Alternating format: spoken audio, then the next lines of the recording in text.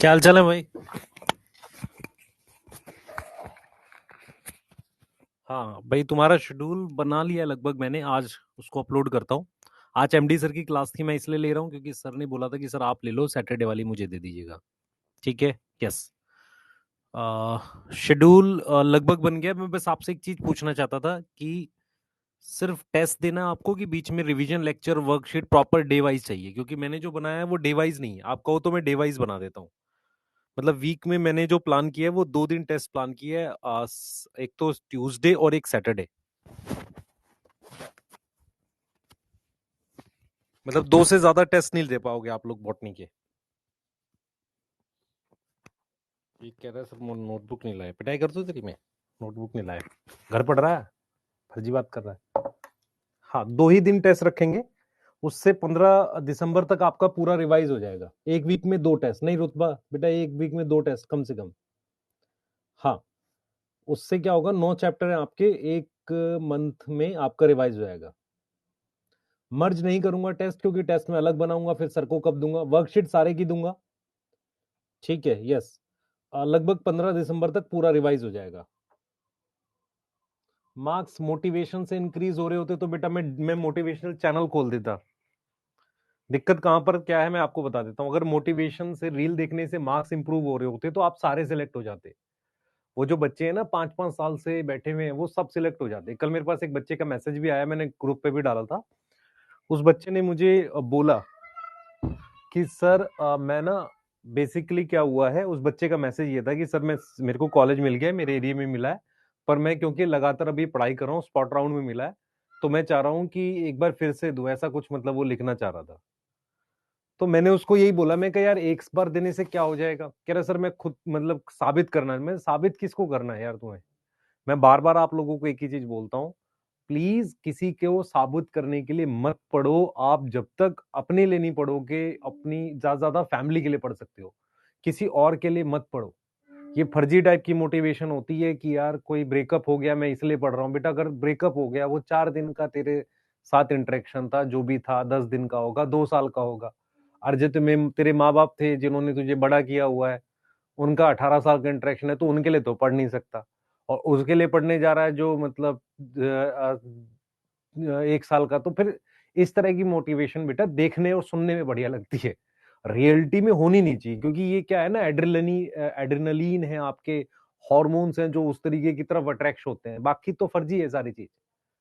समझ आ रहा है मैं क्या बोलना चाह रहा हूं आपको? यस। हाँ, एक वीक में 2 टेस्ट। यस। यस, एक वीक में 2 टेस्ट। हाँ, 2 देने पड़ेंगे, एक से होगा नहीं बेटा आपसे। हाँ,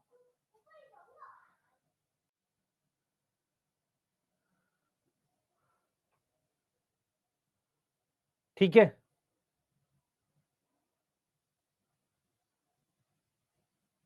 एक से कैसे करवाओगे? हाँ, चलें आगे भाई। शेड्यूल आज मिल जाएगा बच्चे, मैंने लगभग बना लिया है, बस मैं ये कंफर्म कर रहा था।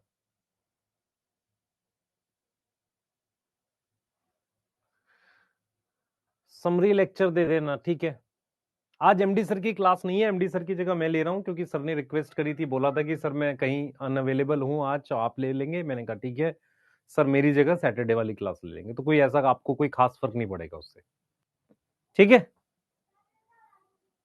हाँ, चले।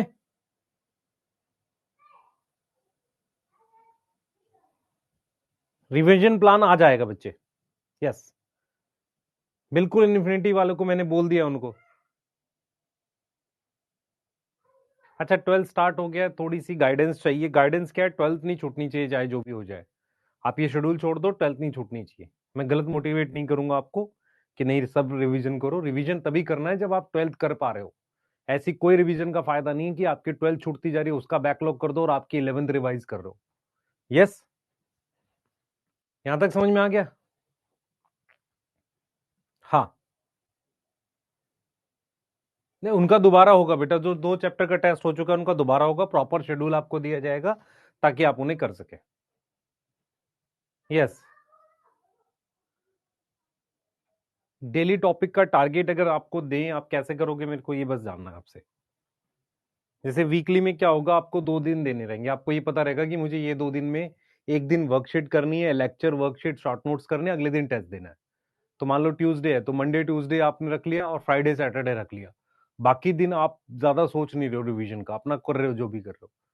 तो उस तरीके से करोगे ज्यादा बेटर है। मान लो मैं डेली कहूं कि आज 5 क्वेश्चन कर लेना, उससे क्या फायदा होगा तुझे, ये बता।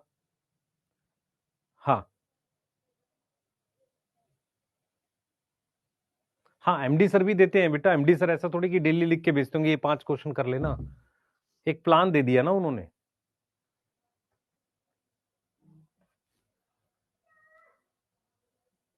ठीक है,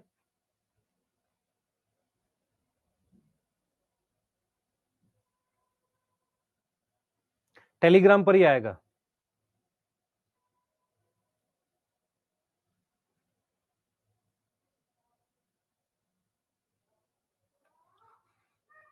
अच्छा, वॉइस नोट में भेजते हैं तो ठीक है, मैं भी भेज दूंगा, उससे क्या हो जाएगा, मैं बस ये जानना चाह रहा था आपके लिए।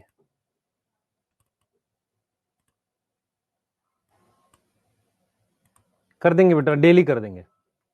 ठीक है, यस, ठीक है। एक प्लान आपको देते हैं प्रॉपर तरीके से, दोनों तरह की बातें इंक्लूड करते हैं, डेली भी और ये भी।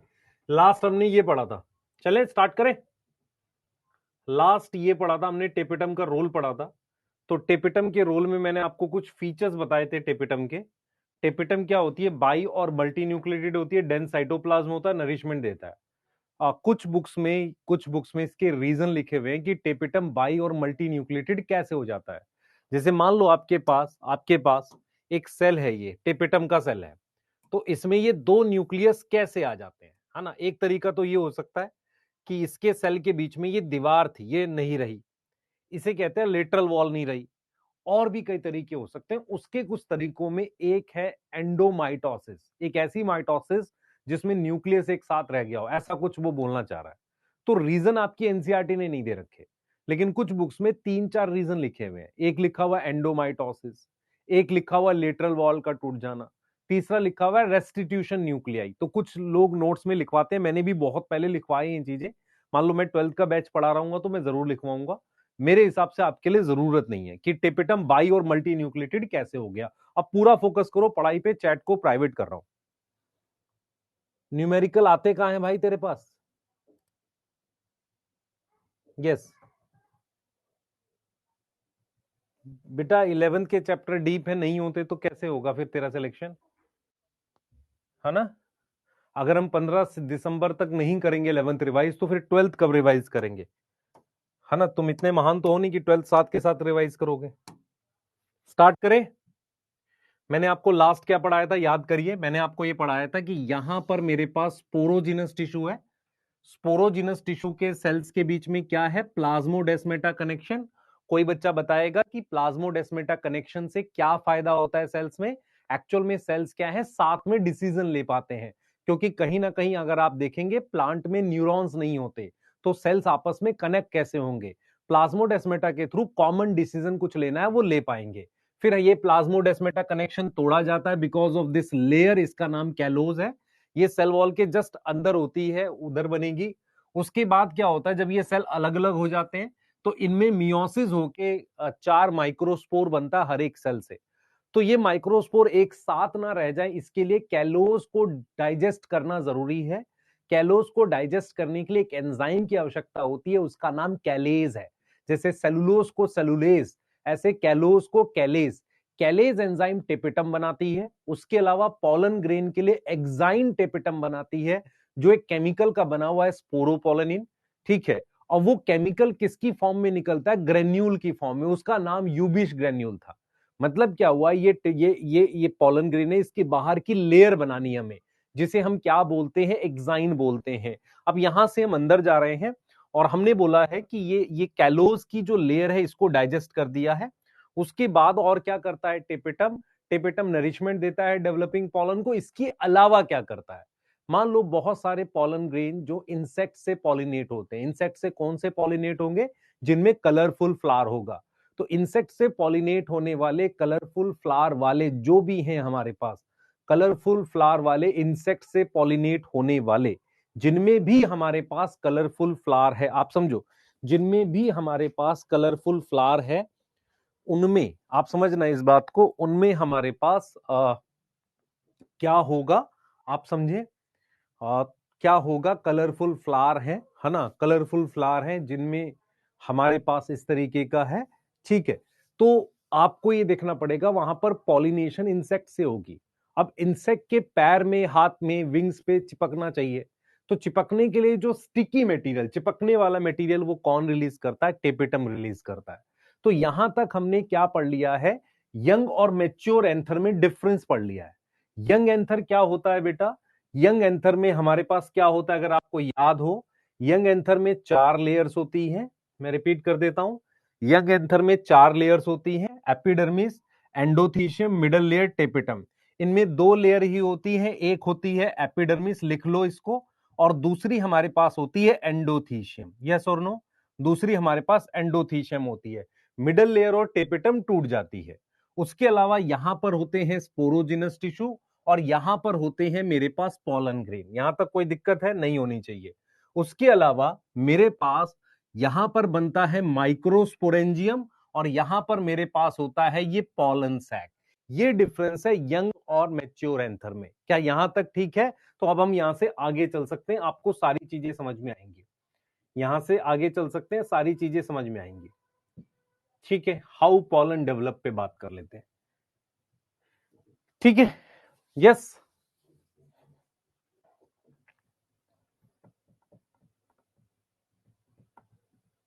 चलें बेटा,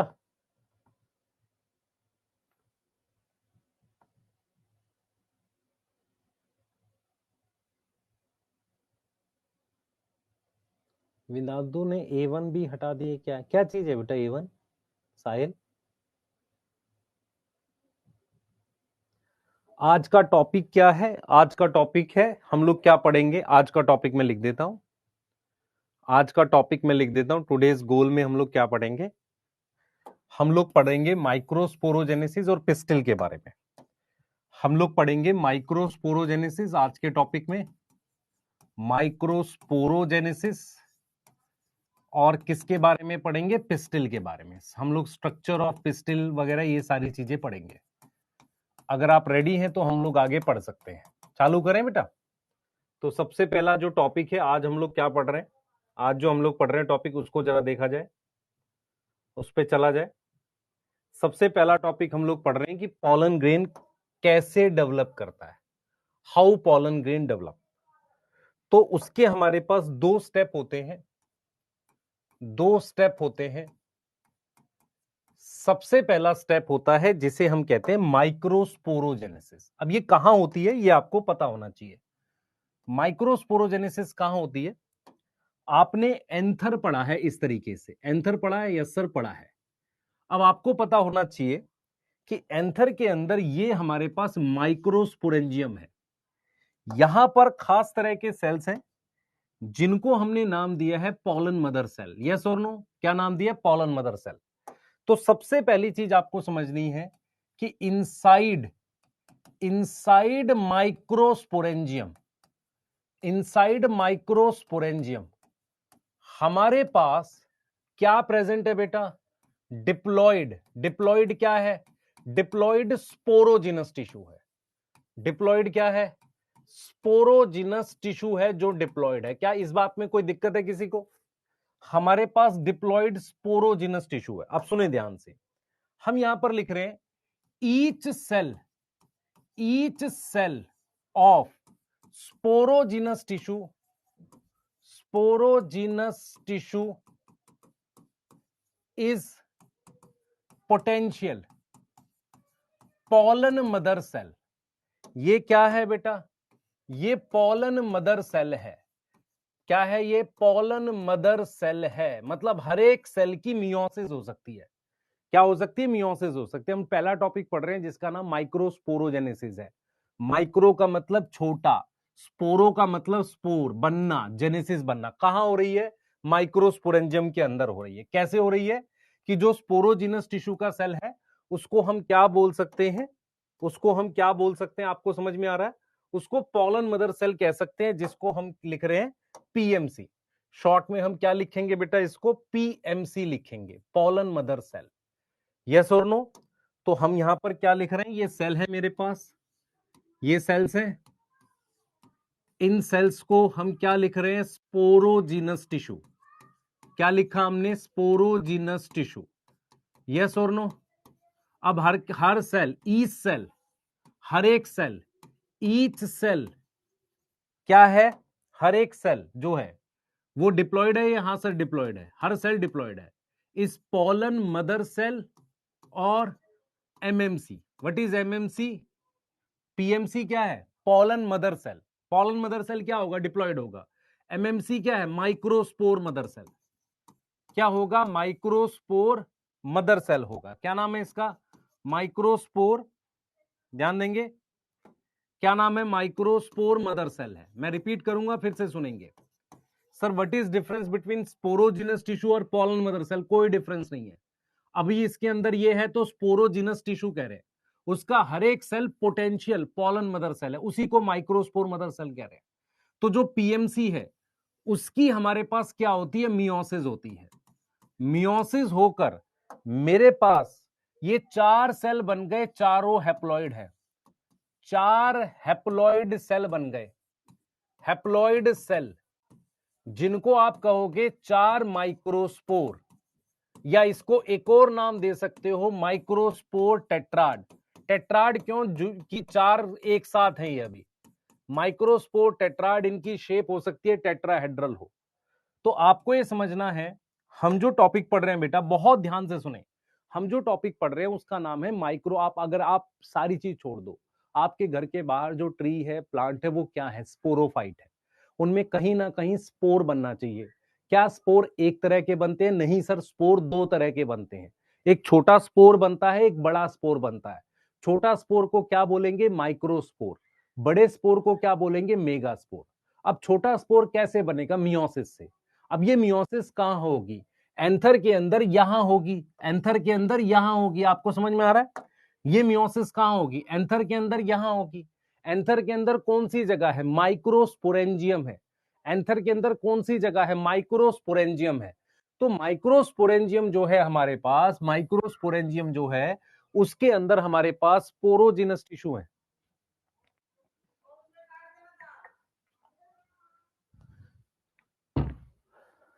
ठीक है ना। माइक उसके अंदर क्या है बेटा, स्पोरोजिनस टिश्यू। ना व्हाट आर स्पोरोजिनस टिश्यू, क्या प्लॉइडी है, क्या जीन्स है उसकी। जो जीन लीफ की है वही स्पोरोजिनस टिश्यू है, डिप्लॉइड सेल्स है। अब हर एक सेल की मियोसिस हो सकती है। मान लेते हैं स्पोरोजिनस टिश्यू में 2000 सेल हैं, तो 2000 के 2000 सेल की मियोसिस हो सकती है। नॉर्मली क्या होता है, जब हम मेल गैमेट बनाते हैं तो ज्यादा संख्या में बनाते हैं, तो हर एक सेल पोटेंशियल क्या है, पॉलन मदर सेल है। उसका एक और नाम है एमएमसी, माइक्रोस्पोर मदर सेल। तो स्पोरोजिनस टिश्यू भी 2n है, क्योंकि स्पोरोजिनस टिश्यू ही पॉलन मदर सेल है। तो उसकी मियोसिस होगी, मियोसिस होके 4 हैप्लॉइड सेल बनेंगे, जिसे 4 माइक्रोस्पोर या माइक्रोस्पोर टेट्राड बोलेंगे। अब हमारे पास माइक्रोस्पोर से पॉलन ग्रेन बनते हैं। सेकंड स्टेप होगा कि माइक्रोस्पोर जो है, each haploid microspore, each haploid microspore क्या करेगा, पॉलन बनाएगा। क्या करेगा, गिव पॉलन। अब what is difference between pollen and microspore, ध्यान से देखें। ये एक सेल है माइक्रोस्पोर जो हैप्लॉइड है, मियोसिस के बाद बना है, एन है।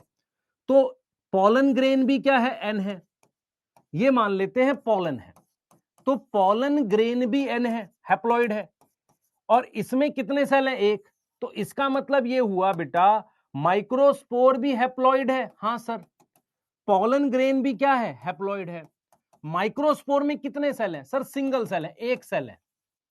यस, इसमें कई सेल हैं, मैनी सेल हैं, कई बार 2 से 3 सेल होते हैं। ठीक है, माइक्रोस्पोर की क्या होगी, अंडरगो माइटोसिस, इसकी माइटोसिस होगी। यस और नो। और पॉलन ग्रेन को क्या बोलते हैं, ऑल्सो नोन एज मेल गैमेटो। ये मेल गैमेटोफाइट होता है, मतलब ये वो स्ट्रक्चर है जिसके अंदर गैमेट है। तो इसका मतलब माइक्रोस्पोर गैमेट नहीं है, माइक्रोस्पोर वो सेल है जिसकी माइटोसिस होगी। यहां तक समझ में आया। बेटा पोटेंशियल समझ नहीं आए तो मैं क्या कर सकता हूं, बता तेरे साथ। अब तू कैसे डॉक्टर बनेगा? पोटेंशियल का क्या मतलब होता है, बता जल्दी से। पोटेंशियल मतलब उसमें ऐसी एबिलिटी है पॉलन ग्रेन बनाने की। क्या रिपीट कर दूं अनूर बच्चे? 3 बार 10 बार एक ही चीज रिपीट करे जा रहा हूं मैं, उसी स्लाइड पे बोले जा रहा हूं 5 मिनट से। आप लोग कैसे पढ़ोगे यार? कर देता हूं कोई बात नहीं, लेकिन स्टिल मैं कह रहा हूं कोशिश तो करो। मैं आपको पहले विजुलाइज कराने की कोशिश कर रहा हूं। तुम्हारे घर के बाहर जो प्लांट है उन्हें स्पोरोफाइट कहते हैं। उनके अंदर स्पोर कहां बनेंगे? फ्लावर में। फ्लावर में कहां बनेंगे? एंथर में। तो हर एक एंथर में 4 गोल गोल स्ट्रक्चर होते हैं जिसे माइक्रोस्पोरेंजियम कहते हैं। इनके अंदर सेल्स को हम क्या बोलेंगे? स्पोरोजिनस टिश्यू बोलते हैं। क्या बोलते हैं बेटा? क्या बोलते हैं? स्पोरोजिनस टिश्यू कहते हैं। ठीक है, क्या बोलते हैं? स्पोरोजिनस टिश्यू कहते हैं। अब ये जो स्पोरोजिनस टिश्यू यहां पर है, इसकी क्या होने वाली है सर? इसकी मियोसिस होगी। ठीक है सर। अब हर एक सेल की मियोसिस होगी, तो इसका मतलब स्पोरोजिनस टिश्यू का हर एक सेल पोटेंशियल एबिलिटी है। तो स्पोरोजिनस टिश्यू के ही सेल को पॉलन मदर सेल और माइक्रोस्पोर मदर सेल कहेंगे। मदर सेल का मतलब डिप्लॉइड है। मियोसिस होके 4 सेल बनेंगे, चारों हैप्लॉइड है। उन्हें हम क्या बोल देंगे? Microspore tetrad. अब आपको यह समझना है कि पॉलन ग्रेन कैसे बनेगा। अभी पॉलन नहीं बना, अभी माइक्रोस्पोर बने मियोसिस से। हर एक माइक्रोस्पोर पॉलन बना सकता है। माइक्रोस्पोर भी हैप्लॉइड है, पॉलन भी हैप्लॉइड है। माइक्रोस्पोर में एक सेल होता है, पॉलन ग्रेन में 3 सेल है। माइक्रोस्पोर की माइटोसिस करके ये बनता है। कैसे बनता है? इसकी माइटोसिस से बनता है भाई ये। तो इसमें कई सेल्स हैं। दूसरी चीज आपको ध्यान रखनी है कि माइक्रोस्पोर पॉलन नहीं है। अच्छा, पॉलन ग्रेन क्या मेल गैमेट होता है? नहीं, गैमेटोफाइट है, इसके अंदर गैमेट है। यहां तक समझ में आ गया बेटा? स्पोरोजिनस टिश्यू का हर एक सेल पॉलन मदर सेल होता है। मेरी बात समझ ध्यान से। मान ले मैं तेरे से कहता हूं कि 12th में बैठने वाले बच्चे जो हैं वो 200 हैं। हर एक बच्चा नीट का एग्जाम देने जाएगा, तो हर एक बच्चा नीट एस्पिरेंट होगा। मैं अब ये थोड़ी कहूंगा कि 12th is equal to NEET aspirant, नहीं। 12th का हर एक, मान लो 12th में से सिर्फ 2 बच्चा देने जाता तो फिर बात दूसरी होती। ये यही कह रहा है कि स्पोरोजिनस टिश्यू का हर एक सेल की मियोसिस हो सकती है। होगी नहीं होगी अलग बात है, होती है नॉर्मली। तो उसको हम क्या बोलते हैं? पॉलन मदर सेल या माइक्रोस्पोर मदर सेल। पॉलन और पॉलन ग्रेन एक ही बात होती है बेटा। पॉलन और पॉलन ग्रेन एक ही बात है, ये एक ही बात होती है। फर्क क्या है समझो ध्यान से। माइक्रोस्पोर क्या है? एक सिंगल सेल है। पॉलन ग्रेन में 3 सेल हैं। ये भी हैप्लॉइड है, ये भी हैप्लॉइड है, और इससे ये बनता है। तो कैसे बनाओगे? मान लो ये भी हैप्लॉइड, ये भी हैप्लॉइड, तो कैसे बनाओगे? माइटोसिस से बनाओगे ना। अब कुछ समझ आ रहा है? अब बोलो भाई। ये फर्स्ट स्लाइड है, हाँ पहली स्लाइड है।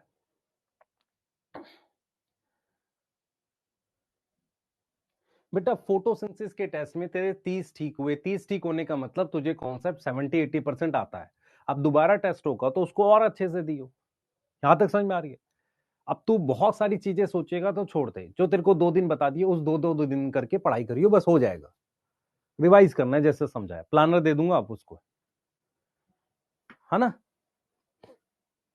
हाँ, आज क्लास क्यों हो रही है मैं रिपीट कर देता हूं। आज क्या है, एमडी सर ने बोला है कि सर आप ले लीजिए, सैटरडे वाली वो मेरी क्लास ले लेंगे, बस इतनी सी बात है।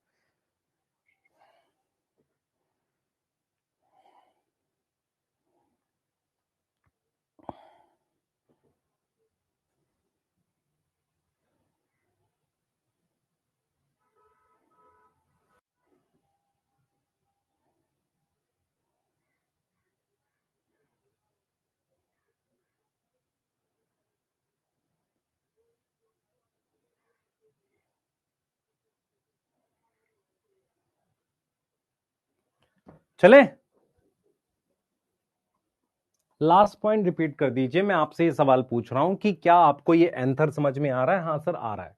एंथर किस जनरेशन का, किस पीढ़ी का पार्ट है? स्पोरोफाइट जनरेशन कहते हैं, जो डिप्लॉयड होती है। एंथर में कहीं मियोसिस होनी चाहिए, तो कहां होगी? माइक्रोस्पोरेंजियम के अंदर। तो क्या मिडल लेयर में, टेपिटम में यहां होगी? नहीं होगी। ये सब स्पोरोफाइट है। मियोसिस क्या स्पोरोजिनस टिश्यू में? हाँ, हर एक सेल क्या है, मियोसिस कर सकता है, इसलिए हर एक सेल को पॉलन मदर सेल कहेंगे। तो क्या स्पोरोजिनस टिश्यू भी स्पोरोफाइट जनरेशन का पार्ट है? बिल्कुल, क्योंकि उसमें मियोसिस हुई नहीं है अभी। अच्छा, होने के बाद जो चीज बन जाती है, जो हैप्लॉइड चीजें बनती हैं, वो हमेशा गेमेटोफाइट जनरेशन का पार्ट होता है। तो जो माइक्रोस्पोर बना वो एक सिंगल सेल है। कितने सेल बने थे एक मियोसिस से? 4। मान लेते हैं आपके पास एक माइक्रोस्पोरेंजियम में, ओहो रुक जाओ भाई, रुक जाओ रुक जाओ,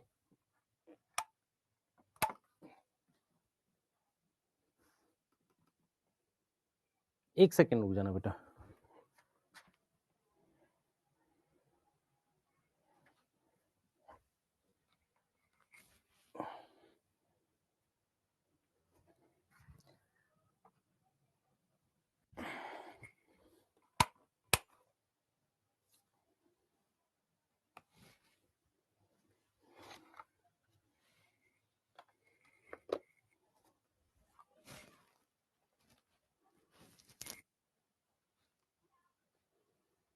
एक सेकेंड रुक जाना बस।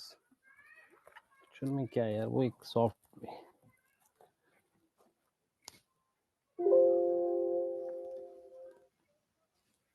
हाँ अब ठीक है मामला। हाँ चलिए भाई, मैं अभी तक लैपटॉप से कनेक्ट करके चला रहा हूँ। हाँ ठीक है। हाँ चलो, मैं इसमें एक सॉफ्टवेयर, एक पीछे स्ट्रक्चर लगता है जो इसका वो होता है, सीपीयू होता है, वो ऑर्डर किया हुआ आया नहीं अभी तक। जब वो आ जाएगा तो ये सब जरूरत नहीं पड़ती है। हाँ चले बेटा। हाँ तो क्या करें यार, अच्छा हम लोग इंडियन भी ऐसे हैं, जब जुगाड़ से चलने लगता है तो लगता है यही ठीक है ना? यस। अरे घर पे स्टडी टेबल की जगह कुछ रख लिया, मतलब दो ऐसा डब्बा लगा के उसके ऊपर ऐसा वो बिछा दिया है, क्या नाम है, फट्टा, और वो स्टडी टेबल बन गई है। तो जुगाड़ पे चल रहा है तो चलने दो ना, क्या दिक्कत है? ऐसे हमारे साथ भी होता है नहीं? हाँ नोट कर लो एक बार। बोर्ड कितने का आता है? ये मेरा लगा हुआ है 2020 का। अब तो सस्ता हो गया, पहले महंगा आता था ये, तभी का मेरे पास है। हाँ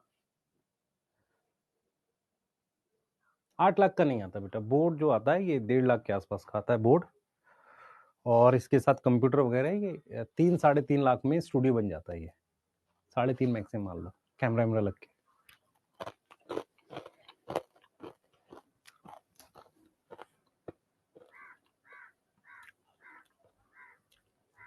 हाँ कितने लोगों के साथ ऐसा हुआ है, जब मैं मतलब 10th में था शायद, एक चरपाई थी ऐसा, तो क्या करते थे, उसका वो खींचते ना, धागा खींच के उसको टाइट करते हैं, तो फिर वो ढीली हो जाती है, फिर खींच के टाइट करना पड़ता है कुछ दिन बाद। जब वो ढीली हो जाती है तो सोने में वो एकदम ऐसे गड्ढा बन जाता है। हुआ किसी के साथ? नहीं है? यस हुआ है? नहीं हुआ है? मेरे साथ हुआ है भाई, खटिया थी एक, तो हम उसी पे सोते थे, अपने खटिया ठीक लगता था, तो क्या करते थे, वो खींच के अपना, ठीक है, और गद्दा बिछा लिया उस पे, वो जब उस पे सोए कुछ दिन बाद वो फिर ढीली हो जाए, फिर खींच के टाइट करे उसको, ऐसे करके टाइट करके बांधे उसको। अब वो सब कहाँ मिलता है, लेकिन ठीक है, वो भी टाइम था। हाँ एक खटिया थी, एक बड़ी सी टेबल थी, इधर बिस्तरा रख देते थे, इतना टाइम जगह बचता था।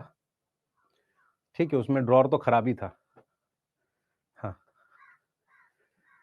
ठीक है चलिए पढ़ते हैं। गांव में अभी भी है, हाँ है, पर गांव में थोड़ी सी हार्ड होती है और बहुत, मतलब वो होती है, उसमें कई बार ऐसा होता है खींचते वक्त कुछ लोगों की उंगली फंस जाती है, ये शायद आपको नहीं पता होगा। हाँ हमारे गांव में है, अभी भी हम लोग रखते हैं, और वो आग जलाते थे रात में, कैरोसिन तो अब नहीं मिलता है, कैरोसिन की एक डिबरी होती थी, है ना? यस चले, चलते।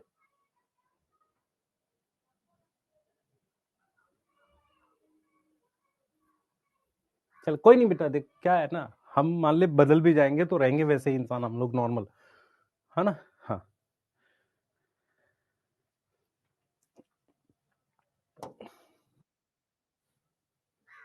चलें चालू करें, आ जाओ।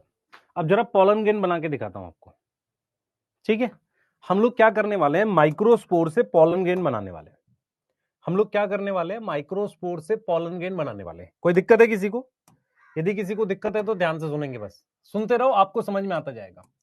हम माइक्रोस्पोर से पॉलन ग्रेन बनाने वाले।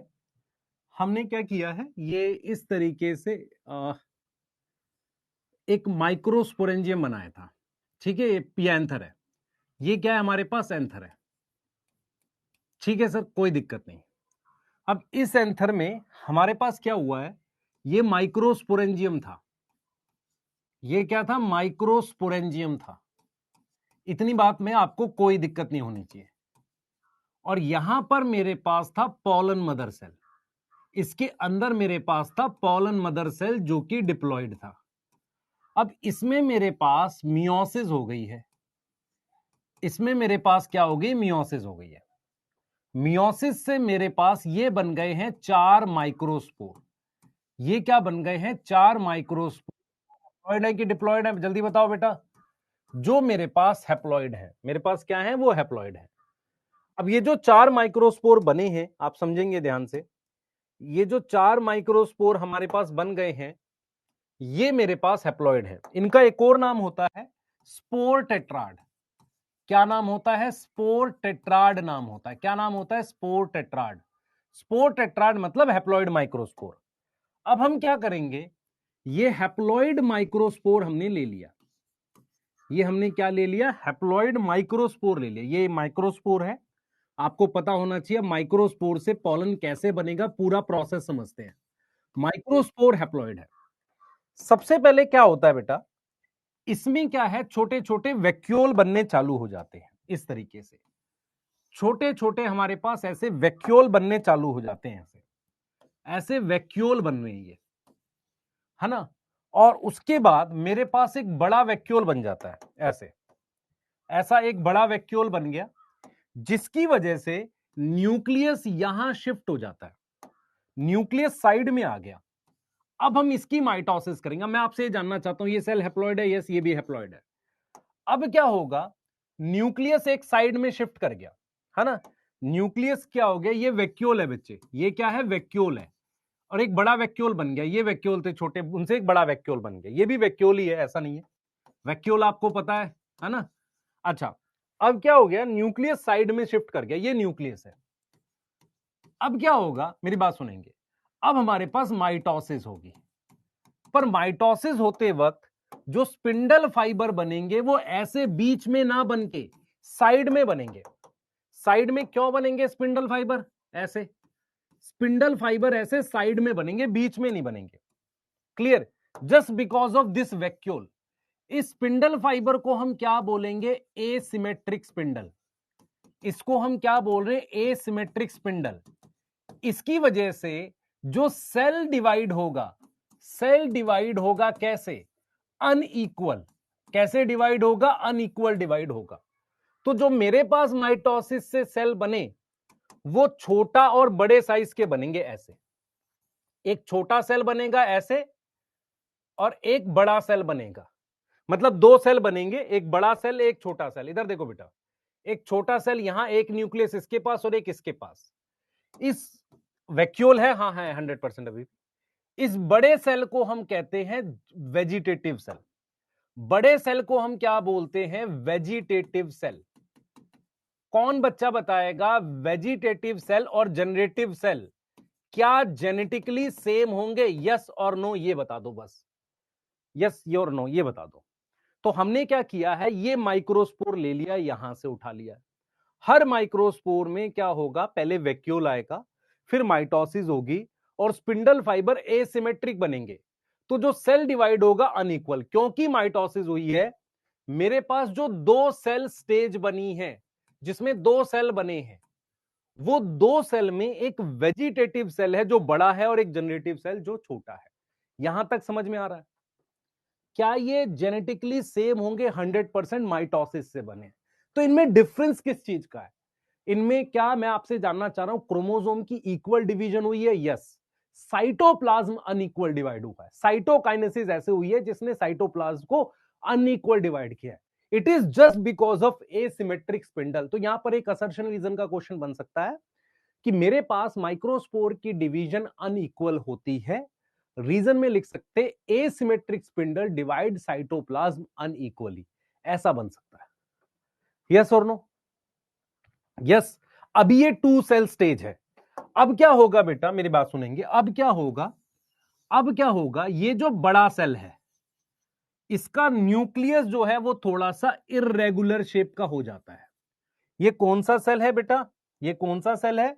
ये वेजिटेटिव सेल है। ये कौन सा सेल है? वेजिटेटिव सेल है। यस। और ये हमारे पास जो छोटा वाला सेल है वो ऐसा लगता है कि वो फ्लोट करता है इसके साइटोप्लाज्म में। किसके साइटोप्लाज्म में फ्लोट करता है? जनरेटिव सेल कहते हैं जिसे। अब ये जनरेटिव सेल है। क्लियर है? अब क्या होगा बेटा, ये डिवाइड करेगा, जनरेटिव सेल का न्यूक्लियस डिवाइड करेगा। तो हम ये लिखेंगे कि जनरेटिव सेल अब डिवाइड करेगा। जनरेटिव सेल डिवाइड करेगा और हमारे पास उसमें 2 न्यूक्लियस बन जाएंगे। हम कहते हैं कई बार उसे 2 सेल, एक्चुअल में वो 2 न्यूक्लियस होते हैं। तो जनरेटिव सेल में मेरे पास क्या बन गए? ये 2 न्यूक्लियस बन गए। अब इन 2 न्यूक्लियस को मैं नाम दे दूंगा, जनरेटिव सेल का नाम बदल के हो गया अब 2 मेल गैमेट आ गए। क्या आ गए? 2 मेल गैमेट आ गए। यस और नो? और ये कौन सा सेल है सर? ये वेजिटेटिव सेल है। यस, वेजिटेटिव सेल है। इतनी बात समझ में आ रही है? इस लेयर को हम कह रहे हैं प्लाज्मा मेम्ब्रेन। क्या बोल रहे हैं? प्लाज्मा मेम्ब्रेन बोल रहे हैं। कोई दिक्कत है यहां तक? नहीं। अब डेवलपमेंट पूरी करेंगे थोड़ी सी, तो मुझे क्या दिखेगा? ये हो गई प्लाज्मा मेम्ब्रेन, ठीक है सर। इसके बाहर एक लेयर और आएगी ऐसे। यस, ऐसे एक लेयर और आएगी। और इसके अलावा एक लेयर और डेवलप होगी कुछ इस तरीके की, ऐसी, जो कहीं कहीं शायद एब्सेंट हो। इस तरीके की एक लेयर आएगी ऐसी, जिसपे डिजाइन होगा थोड़ा सा। यस, जिसपे थोड़ा सा डिजाइन होगा। इस लेयर का नाम होगा एक्साइन। तो आप में से बहुत सारे बच्चे मिस क्या करते हैं, उनको नहीं समझ में आता है कि हमारे पास कौन कौन सी लेयर है। ध्यान से सुनेंगे। सबसे अंदर मेरे पास ये वाली लेयर को मैं क्या लिख रहा हूं? एक्साइन। इस वाली लेयर को ब्लू कलर वाली इंटाइन। और उसके अंदर की जो लेयर है उसको क्या लिखूंगा? उसको लिखूंगा प्लाज्मा मेम्ब्रेन, जो साइटोप्लाज्म को सराउंड करती है। तो क्या साइटोप्लाज्म को इंटाइन सराउंड करती है? नहीं। उसके बाद ये वेजिटेटिव सेल का न्यूक्लियस है। जनरेटिव सेल विद 2 न्यूक्लियस यहां फ्लोट करता है। तो ये मेरे पास कौन सा सेल हो गया? दिस इज जनरेटिव सेल, जिसमें 2 मेल गैमेट है। ठीक है। और ये वाला सेल कौन सा हो गया? ये वाला हो गया वेजिटेटिव सेल। क्लियर है? अब ये कितनी सेल स्टेज हो गई? इसको कहेंगे 3 सेल स्टेज। 3 cell stage. क्या यहां तक समझ में आ रही कि नहीं आ रही? मेरे पास माइक्रोस्पोर की कितनी माइटोसिस होगी 3 सेल स्टेज बनाने के लिए? 2। क्लियर?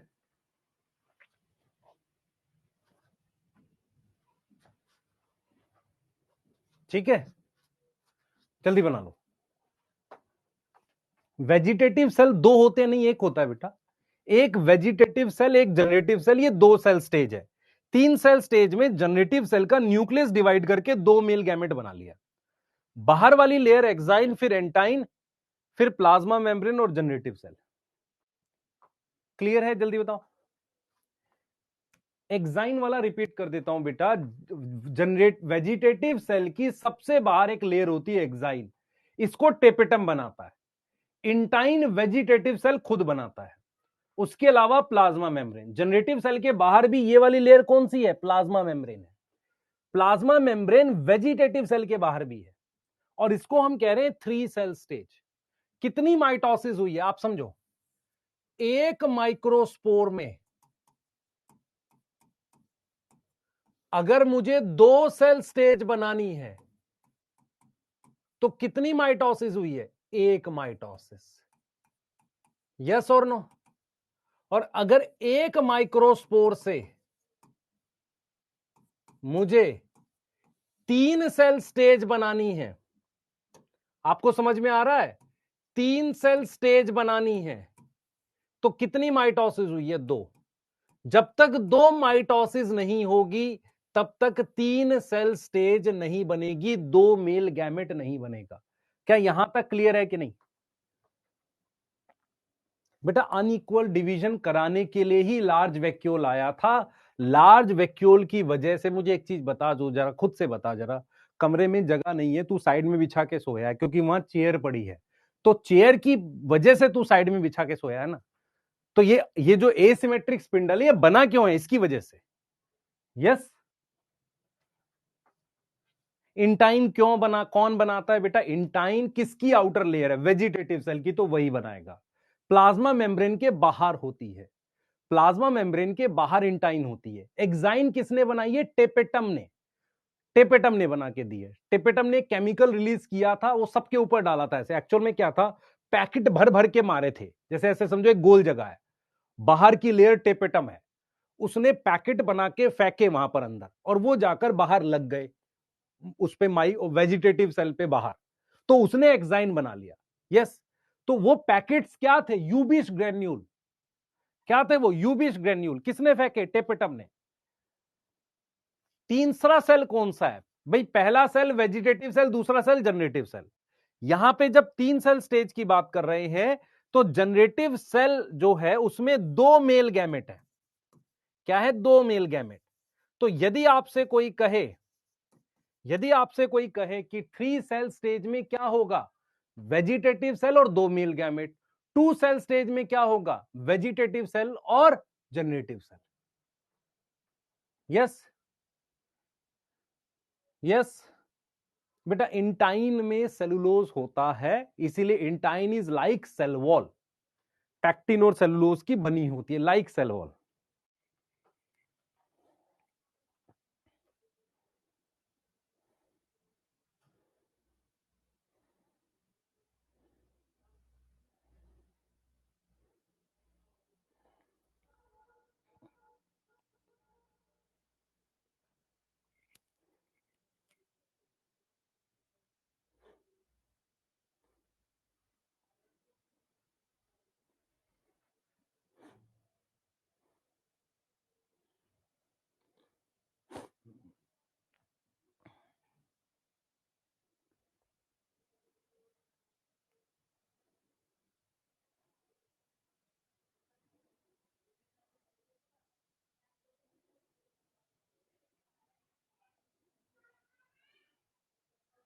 चले आगे बेटा,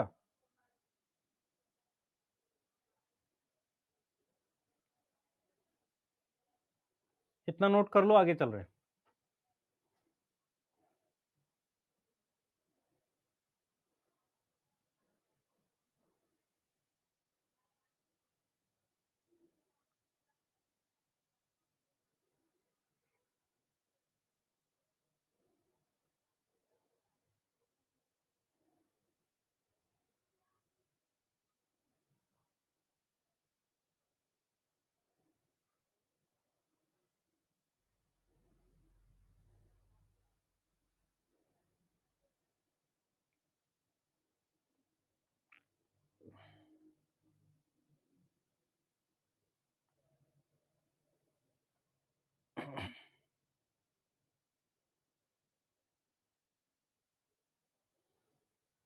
लिख लिया?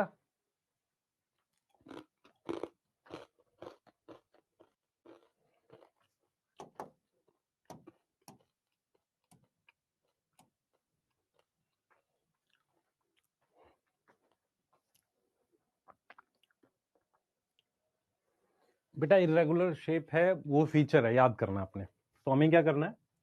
वेजिटेटिव सेल और जनरेटिव सेल में डिफरेंस करना है। ठीक है, आप देखो एनसीईआरटी में ये डायग्राम दिया हुआ है, आप ध्यान से देखोगे एनसीईआरटी में कुछ ऐसा डायग्राम बना हुआ है। देखो, आप देखोगे तो आपको समझ में आ जाएगी, है ना? कुछ इस तरीके का डायग्राम है। आपको वैक्यूल दिख रहा है? ये दोनों वैक्यूल हैं, फिर एक बड़ा वैक्यूल बन गया, और एसिमेट्रिक स्पिंडल है, उसकी वजह से एक छोटा और एक बड़ा सेल बना हुआ है। ये दिख रहा है कि नहीं दिख रहा? पहले बताओ, ये दिख रहा है? एक बड़ा और एक छोटा सेल। यस, ठीक है। अब हमारे पास पॉलन ग्रेन का स्ट्रक्चर है। ध्यान से सुने, जितने लोगों को डाउट है ये अपने दिमाग में बैठा लो और गलती नहीं करना। Male gametophyte is equal to pollen grain होता है।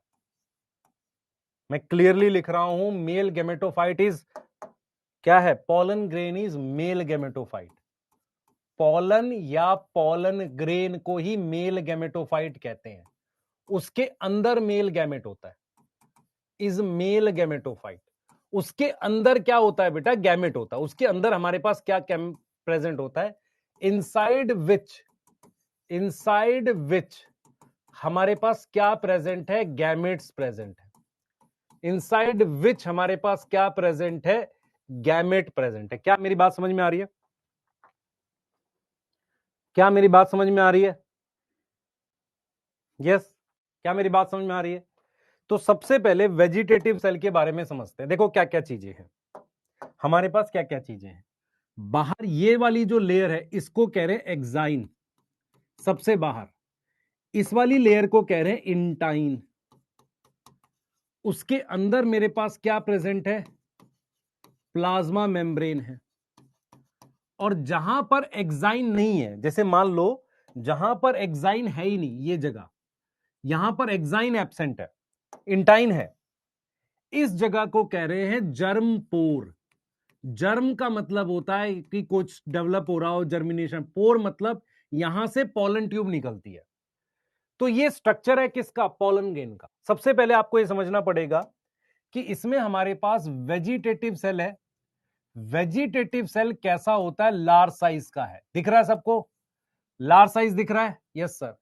उसके अलावा ये हैप्लॉइड होता है। ठीक है, लार्ज साइज क्यों है? कोई चीज बड़े साइज की है, देखो तो हमने 2 सेल बनाया, आपको समझना पड़ेगा। आप में से कितने लोगों ने वो चीज पढ़ी है, ह्यूमन रिप्रोडक्शन जब पढ़ोगे तो वहां पर एक बड़ा सेल बनता है, दूसरा polar nuclei. 2 cell unequal division इसलिए कर रहे होते हैं ताकि एक को खाना दे सके। तो लार्ज साइज क्यों है? Just because of food reserve. किसकी वजह से है हमारे पास? फूड रिजर्व की वजह से। उसके अलावा बेटा इसमें इर्रेगुलर शेप का न्यूक्लियस होता है। इर्रेगुलर शेप का क्या प्रेजेंट है? हमारे पास न्यूक्लियस प्रेजेंट है। एक है ना न्यूक्लियस, तो इर्रेगुलर शेप का न्यूक्लियस होता है। ये चीज समझ में आ रही है? सही है, फूड रिजर्व होता है इसमें, लार्ज साइज का होता है। और यही क्या करता है? It develop pollen tube. तो पॉलन ट्यूब कौन डेवलप करता है? वेजिटेटिव सेल डेवलप करता है। उसके अलावा ये सेल कैसा है? हैप्लॉइड है, डिप्लॉइड है? हैप्लॉइड है। किससे बना है? माइटोसिस से बना है। अब हम बात करते हैं इस वाले सेल की। ये वाला सेल जो है, जिसको आप जनरेटिव सेल कह रहे हो, जिसमें 2 मेल गैमेट दिख रहे हैं। तो जनरेटिव सेल जो होता है बेटा, इट इज हैप्लॉइड। ठीक है, यस। कैसा होता है? स्मॉल होता है। ये काफी ज्यादा एक्टिव होता है, इसीलिए इसमें साइटोप्लाज्म क्या होगा? डेंस साइटोप्लाज्म होता है। यस। और इसके न्यूक्लियस की नहीं, सेल जो है, सेल की शेप स्पिंडल शेप है, ताकि आसानी से इसको किस में भेज सके? पॉलन ट्यूब में भेज सके। ऐसा कुछ करना है, स्पिंडल शेप है। अब क्या होता है? जनरेटिव सेल डिवाइड करके 2 मेल गैमेट बनाता है। जनरेटिव सेल डिवाइड करता है कैसे? कैसे डिवाइड करता है? माइटोसिस से। क्या देता है? Give 2 male gamete. क्या देगा बेटा? 2 मेल गैमेट देगा। क्या इतनी बात समझ में आ रही है कि नहीं आ रही है? इतनी बात समझ में आ रही कि नहीं? हम किसका स्ट्रक्चर पढ़ रहे हैं? Male gametophyte. ये पॉलन ग्रेन है। पॉलन ग्रेन जिम्नोस्पर्म में भी बनता था, पर जिम्नोस्पर्म में कई बार 4 या 5 सेल्स तक चले जाते हैं। एंजियोस्पर्म में या तो 2 सेल होते हैं या 3 सेल होते हैं। फाइनली बनना 3 सेल ही होता है। मेरी बात समझो ध्यान से। फाइनली बनना क्या होता है? 3 सेल होता है। अब जरा समझें इस चीज को। हमारे पास क्या है बेटा? हम डिटेल पढ़ रहे हैं पॉलन की। किसकी डिटेल बता रहा हूं? Detail of pollen grain. Pollen grain की हम डिटेल पढ़ रहे हैं। ठीक है, ये क्या होगा बेटा? इसको हम क्या नाम देंगे? ऑल्सो नोन एज, क्या नाम देते हैं? Male gametophyte. क्या नाम देंगे इसको? क्या नाम देंगे भाई? पॉलन ग्रेन को क्या नाम देंगे बताओ? पॉलन ग्रेन को क्या नाम देंगे? जल्दी बताओ बेटा। इरेगुलर शेप के न्यूक्लियस का एज सच मेरे पास तो कोई रीजन नहीं है, पर न्यूक्लियस इसका फीचर है, इरेगुलर शेप का है। इसका सेल की शेप स्पिंडल शेप होती है। आप देख सकते हो, इसके सेल की शेप स्पिंडल शेप है इसकी। ठीक है, क्लियर है? पॉलन ग्रेन का एक और नाम ये है, उसका साइज जो दे रखा है बेटा वो 25 से 50 माइक्रोमीटर होता है। इसका मतलब ये आंख से नहीं दिखते, है ना। और डिफरेंट डिजाइन होता है इनका, डिफरेंट क्या होता है, कलर और डिजाइन होता है ना, अलग अलग डिजाइन के होते हैं क्योंकि एक्साइन की वजह से डिफरेंट डिजाइन एंड शेप होती है, शेप प्रेजेंट, है ना। पॉलन ग्रेन की अलग अलग शेप प्रेजेंट होती है। अब मेरी बात सुने ध्यान से, इधर ध्यान से सुनना मेरी बात। हमारे पास ये एंथर है, ठीक है, ध्यान से सुनना। इसमें से जो पॉलन रिलीज होता है, पॉलन रिलीज होता है तो उसको हम कहते हैं मैच्योर पॉलन। क्या बोल देते हैं, मैच्योर पॉलन बोलते हैं। एनसीईआरटी क्या लिखती है, एनसीईआरटी लिखती है कि 60% एंजियोस्पर्म में पॉलिनेशन कब हो जाती है, 2 सेल स्टेज में। पॉलिनेशन अकर इन 2 सेल स्टेज। इसका क्या मतलब हुआ, इस बात का क्या मतलब हुआ, इसका मतलब यह हुआ कि जो पॉलन ग्रेन मैच्योर होकर रिलीज हुआ वो 2 सेल में ही हो गया। अल्टीमेटली उसको तीसरा सेल बनाना है, समझो ध्यान से, बनाना जरूर है, पर 60% एंजियोस्पर्म ऐसे होते हैं जिसमें पॉलिनेशन जल्दी हो जाती, मतलब तीसरा सेल बने होने से पहले। इसका सीधा मतलब है कि बिफोर माइटोसिस इन जनरेटिव सेल, बिफोर माइटोसिस इन जनरेटिव सेल। अब इस बात से आप यह समझ सकते हो, या तो जनरेटिव सेल में माइटोसिस होगी नहीं, अगर होगी तो कहां होगी, स्टिग्मा पे गिर के। मेरी बात समझ में आई है कि नहीं आई है? इस बात का सीधा मतलब यह है कि या तो जनरेटिव सेल में माइटोसिस ही नहीं होगी, अगर होगी तो जब स्टिग्मा पे गिर जाएगा। तो 60% एंजियोस्पर्म में क्या होता है, पॉलिनेशन 2 सेल स्टेज में हो जाती है, बचे हुए 40% में 3 सेल में होती है। बनना 3 सेल ही चाहिए, क्योंकि जब तक 2 मेल गैमेट नहीं बनेंगे डबल फर्टिलाइजेशन नहीं होगी। तो 60% एंजियोस्पर्म में ये जो पॉलिनेशन हो जाती है, 2 सेल स्टेज में हो जाती है। पॉलन ग्रेन का जो साइज है वो कितना दे रखा है बेटा, 25 से 50 माइक्रोमीटर। ये माइक्रोस्कोपिक होते हैं, इनका डिफरेंट डिजाइन और शेप होती है, इनकी अलग अलग शेप होती है, माइक्रोस्कोप में दिखेगा आपको। क्लियर है? इनके 2 सेल हैं, vegetative cell, generative cell. Vegetative cell भी हैप्लॉइड है, जनरेटिव सेल भी हैप्लॉइड है। वेजिटेटिव सेल बड़े साइज का, उसमें खाना है। जनरेटिव सेल जो है वो मेल गैमेट बनाता है। यस, क्या देता है बेटा, मेल गैमेट देता है बाय माइटोसिस से। इतनी बात याद रहेगी, बताओ जल्दी से। नहीं नहीं, इसका ये मतलब नहीं है कि 60% में बेटा सभी में डबल फर्टिलाइजेशन होती है, लेकिन पॉइंट ये है कि वो थोड़ा सा उस स्टेज में निकल गया कि अभी वो 2 ही सेल थे, जब वो स्टिग्मा में गिरेगा वहां 3 बनाएगा। कुछ पॉलन यहां अंदर ही बना लेते हैं 3 सेल। 3 सेल कौन से, एक वेजिटेटिव सेल और 2 मेल गैमेट।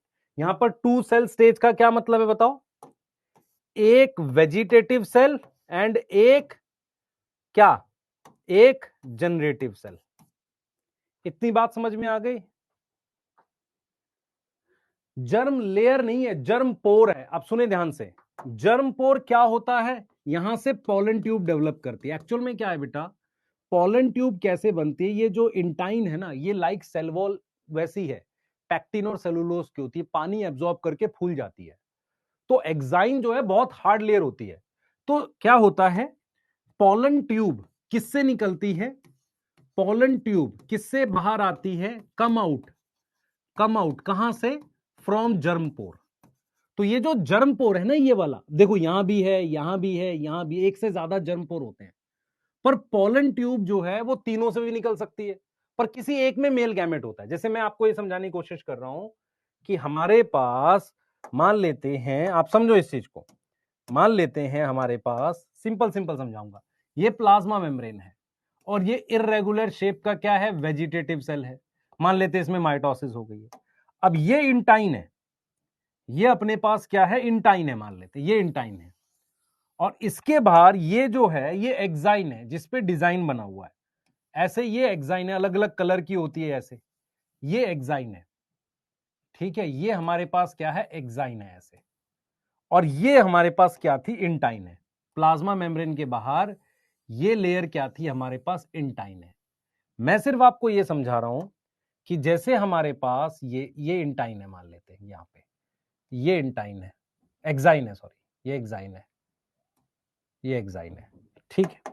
मैं ये आपको समझा रहा हूं कि जैसे मान लीजिए ये जर्मपोर है, यहां भी जर्मपोर है, आप देख पा रहे हो, यहां पर भी जर्मपोर है, तो पॉलन ट्यूब यहां से भी बन सकती है, यहां से भी बन सकती है, यहां से भी बन सकती है जहां एक्साइन नहीं है, लेकिन ये दो मेल गैमेट इन तीनों में से किसी एक में आएगा, क्योंकि पॉलन ट्यूब में मेल गैमेट होना चाहिए। तो इंटाइन जो है यही पॉलन ट्यूब बनाती है। इंटाइन जो है ये पॉलन ट्यूब को कौन बनाता है? इंटाइन बनाता है। पॉलन ट्यूब बाहर कहां से आती है? इस पोर से जहां एक्साइन एब्सेंट है। Yes, pollen tube come out from, कहां से बाहर आएगी? जर्म पोर से। और जर्म पोर कौन सी जगह है? जहां पर क्या एब्सेंट है? एक्साइन एब्सेंट है। क्या एब्सेंट है? एक्साइन एब्सेंट है। क्लियर है बेटा? जर्म लेयर नहीं है, जर्म पोर है, लेयर नहीं बोला मैंने। क्लियर है? क्या गैमेटोफाइट आउटसाइड एंथर डेवलप कर सकता है? हाँ कर सकता है, उसको जितना खाना चाहिए उसमें है, वेजिटेटिव सेल में कर सकता है। नॉर्मली क्या है कि हम यहां पर इस पॉलन ग्रेन को डिपेंडेंट मानते हैं, क्योंकि माइक्रोस्पोर से पॉलन की जो डेवलपमेंट हो रही है वो एंथर के अंदर ही हो रही है, चाहे 2 सेल तक हुई हो।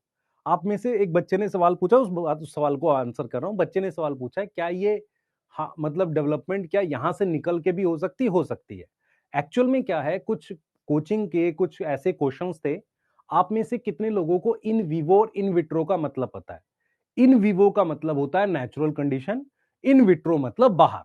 तो अगर मैं ध्यान से देखूं, पॉलन ग्रेन की डेवलपमेंट पार्शली इन विवो है, मतलब एंथर के अंदर 2 सेल तक बन जाता है, बाकी बची हुई डेवलपमेंट बाहर हो रही है।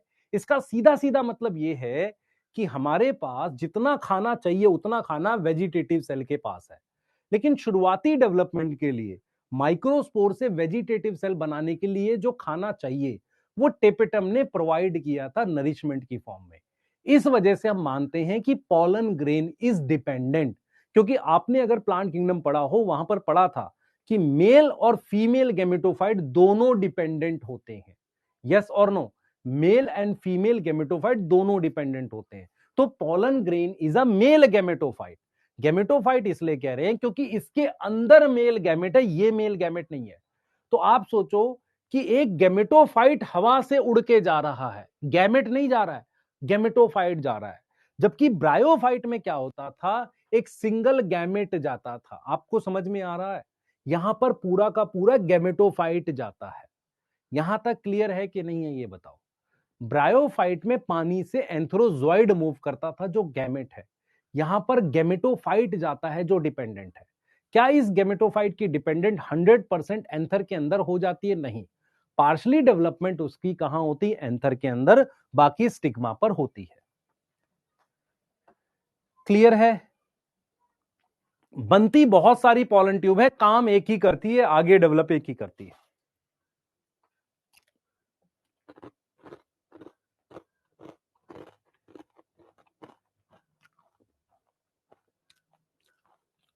सर क्या खा रहे हो? भूजा मक्के का, देखा तुमने? ऐसा इस तरह का भूजा है ये वाला, पता नहीं तुम लोग को पता होगा कि नहीं। ऐसे वाला गांव में होता है, ये मक्का ऐसा, पता नहीं पता होगा कि नहीं। कैसे बच्चे हो सर? आप नहीं खाते वो पिज्जा बर्गर? खाता हूं कभी कभी, लेकिन ऐसे नहीं।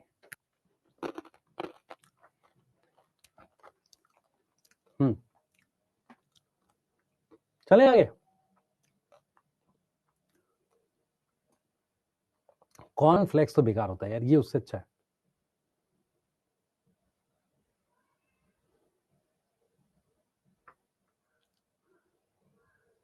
पीते हैं बेटा, कोल्ड ड्रिंक कभी कभी पीते हैं, पर अब नहीं। मतलब देखो, मैं चीजें संभाल के करता हूँ भाई बहुत।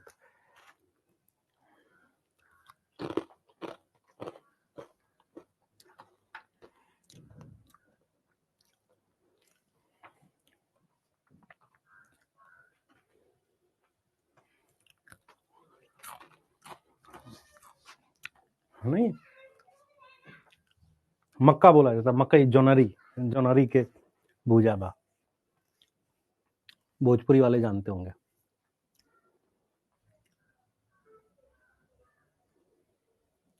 नहीं पी रहा था गधा, डेली समर में पी रहे थे। नहीं नहीं,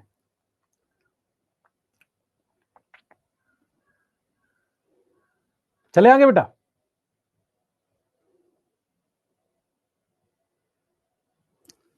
बेटा एमडी सर बोलते तो है, लेकिन एमडी सर ने देखा मुझे बहुत कम होगा ना, मैं घर पे भी रहता हूँ तो।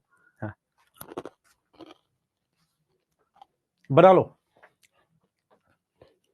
एमडी सर से पूछा नहीं कौन ज्यादा हेल्दी है। जल्दी करो, जल्दी बना लो, आगे चलते हैं।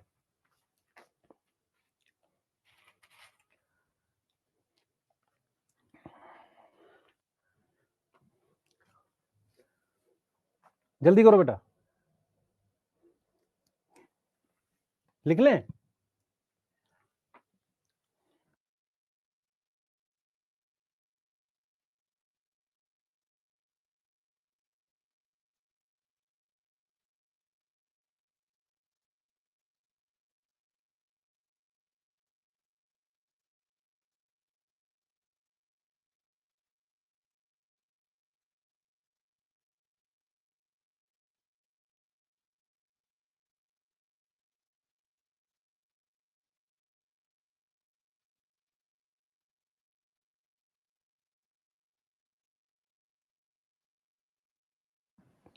चले आगे बेटा।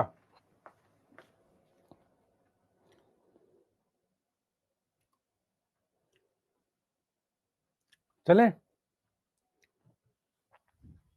आ जाओ। मैं आपके डाउट बताता हुआ चल रहा हूं, ऐसा नहीं कि मैं एक्सप्लेन नहीं कर रहा चीजें।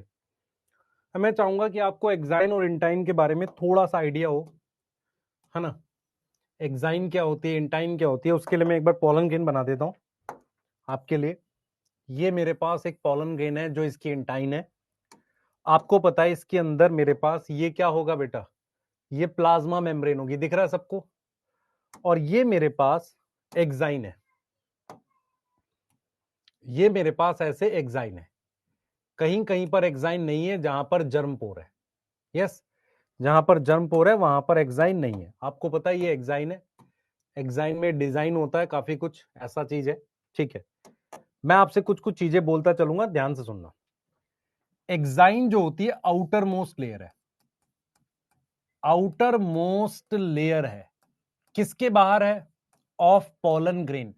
पोलन और पोलन ग्रेन एक ही बात है, इसी को मेल गैमेटोफाइट कहते हैं। ठीक है, ये इनर टू एक्साइन होती है, इनर टू एक्साइन होती है। यस, अब कौन बच्चा बताएगा ये किसकी बनी हुई है? एक्साइन किसकी बनी हुई है? खास तरह का लिपिड होता है। ये बनी हुई है किसकी? Made up of sporopollenin. क्या नाम है? स्पोरोपोलेनिन। एक खास तरह का लिपिड होता है बेटा, एक खास तरह का क्या है? लिपिड है। यस, इंटाइन किसकी बनी हुई है? मेड अप ऑफ किसकी? Pectin plus cellulose, pectin and cellulose. ठीक है सर। अब मुझे बताओ एक्साइन और इंटाइन में से कौन कंटिन्यूअस है? ये वाली लेयर क्या है? कंटिन्यूअस लेयर है। ये वाली क्या है? नॉट कंटिन्यूअस है। ये उतनी कंटिन्यूअस नहीं है, डिजाइन होता है इस पर, और दूसरा छेद तो होता ही है। तीसरी चीज आप अगर ध्यान से देखेंगे, एक्साइन को कौन बनाता है? टेपिटम बनाता है। तो टेपिटम क्या है? टेपिटम प्रोड्यूस करता है एक्साइन को, प्रोड्यूस एक्साइन। सही है। इसका मतलब एक्साइन का नेचर, एक्साइन का नेचर स्पोरोफिटिक है, मतलब एक स्पोरोफाइट ने उसको बनाया है। तो एक्साइन का नेचर क्या है? स्पोरोफिटिक है। क्योंकि टेपिटम खुद से कैसा होता है बेटा? टेपिटम खुद से 2n होता है, डिप्लॉयड होता है। इंटाइन को किसने बनाया? वेजिटेटिव सेल ने। Intine produce by vegetative cell, intine produce by vegetative cell. किसने बनाया? वेजिटेटिव सेल ने। इस वजह से इंटाइन का नेचर गैमेटोफिटिक है। इंटाइन का नेचर क्या है बेटा? गैमेटोफिटिक है। क्या इस बात में कोई दिक्कत आ रही है आपको? ये बता दो जल्दी से, इस बात में कोई दिक्कत आ रही है? एक पूछ रहा सर ताड़ी पीना चाहिए नहीं पीना चाहिए? गधा बच्चे, ये वाली बात समझ में आई है कि ये चीज डीप बात है, क्योंकि टेपेटम खुद एक स्पोरोफाइट जनरेशन का पार्ट है, इसलिए एक्साइन को एक डिप्लॉयड टिश्यू ने बनाया है। इंटाइन का नेचर क्या है? गैमेटोफिटिक है। क्यों? क्योंकि उसको एक हैप्लॉइड सेल ने बनाया। ये कैसा सेल है? हैप्लॉइड है। कैसा सेल है? हैप्लॉइड है। एक्साइन का बहुत रोल होता है बेटा। एक्साइन का मेन रोल होता है प्रोटेक्शन। क्यों प्रोटेक्ट करना है? क्योंकि उसके अंदर गैमेट है। तो रोल क्या है? प्रोटेक्शन। रोल क्या है? प्रोटेक्शन। इसीलिए इसको रेजिस्टेंट बनाया गया है। इंटाइन क्या करती है बच्चे? इंटाइन क्या बनाती है? Give pollen tube. क्या बनाती है? पॉलन ट्यूब बनाती है। अगर आप ध्यान से देखोगे, एक्साइन जो है वो किसकी बनी हुई है? एक्साइन किसकी बनी हुई है? उसमें मैक्सिमम स्पोरोपोलेनिन होता है, तो मेड अप ऑफ स्पोरोपोलेनिन। अब मैं आपसे पूछूंगा, ध्यान से सुनना, मैं आपसे पूछूंगा स्पोरोपोलेनिन ऑर्गेनिक है, इनऑर्गेनिक है, मेटल है, क्या है? तो स्पोरोपोलेनिन ऑर्गेनिक चीज है, तो ये मोस्ट रेजिस्टेंट ऑर्गेनिक कंपाउंड है। क्योंकि रेजिस्टेंट का क्या मतलब होता है बेटा? कोई भी कंपाउंड क्या है, या तो डाइजेस्ट नहीं हो सके या कोई एल्कली एसिड। तो इसका मतलब क्या होगा कि स्पोरोपोलेनिन डिस्ट्रॉय नहीं होता। Sporopollenin not affected by strong acid. Strong acid उसको अफेक्ट नहीं कर सकता, स्ट्रॉन्ग एल्कली उसको अफेक्ट नहीं कर सकता, टेम्परेचर हाई वो उसको इंपैक्ट नहीं कर सकता, एंड एंजाइम उसको डाइजेस्ट नहीं कर सकता। ऐसा कोई एंजाइम नहीं है जो उसको डाइजेस्ट कर सके। No enzyme. ऐसा कोई एंजाइम नहीं है जो स्पोरोपोलेनिन को डाइजेस्ट कर सके। इसका मतलब क्या है? पहले जरा समझने की कोशिश करो। नेचर को यह पता था कि एंथर में से पॉलन ग्रेन को उड़ के जाना है, उड़ के जाना है, उसको गिरना है किसके ऊपर? स्टिग्मा के ऊपर। अब मेरी बात बहुत ध्यान से सुनोगे तो आपको समझ में आएगा। प्रॉब्लम ये थी कि फ्लावर से दूसरे फ्लावर पर गिरना बहुत ही मुश्किल काम है। आपसे मैं अगर एक बात कहूं कि पॉलन ग्रेन एंथर से निकले और फ्लावर के स्टिग्मा पे गिरे, इसके कितने % चांस है? मैं आपको ऑप्शन दे देता हूं। मान लेते हैं 10 चीजें हैं, एक आपकी टेबल है, एक आपका सर है, एक चेयर है, एक खाने का बर्तन, ऐसे करके 10 चीजें, उनमें से एक फ्लावर है, तो 1/10 चांस हो गया। इसका मतलब नेचर में इतनी सारी चीजें हैं, उनमें से फ्लावर पे गिरे ये बहुत रेयर चीज है। तो नेचर ने कहा कि एक काम करते हैं, इन पॉलन ग्रेन जो है ना हमारे पास, ये जो पॉलन ग्रेन है, इनको इंसेक्ट के थ्रू ले जाते हैं। तो इंसेक्ट क्यों ले जाएगा? फ्री में नहीं ले जाएगा। तो उन्होंने फ्लावर में नेक्टर बनाया और इंसेक्ट को बुलाया और इंसेक्ट के पैर में पॉलन ग्रेन चिपका दिए। इंसेक्ट की खास बात क्या है कि वो फ्लावर टू फ्लावर जाएगा ना, ऐसा थोड़ी है फ्लावर से तुम्हारे सर पे बैठेगा, ऐसा तो नहीं है। तो नेचर ने क्या किया? इंसेक्ट को इवॉल्व करा। इसका मतलब क्या है? आप अपने एवोल्यूशन की किताब पढ़ोगे, वहां लिखा हुआ है कि हमारे पास इंसेक्ट और एंजियोस्पर्म साथ में इवॉल्व किए हैं। एंजियोस्पर्म में फ्लावर होते थे, जिम्नोस्पर्म में तो नहीं होते थे।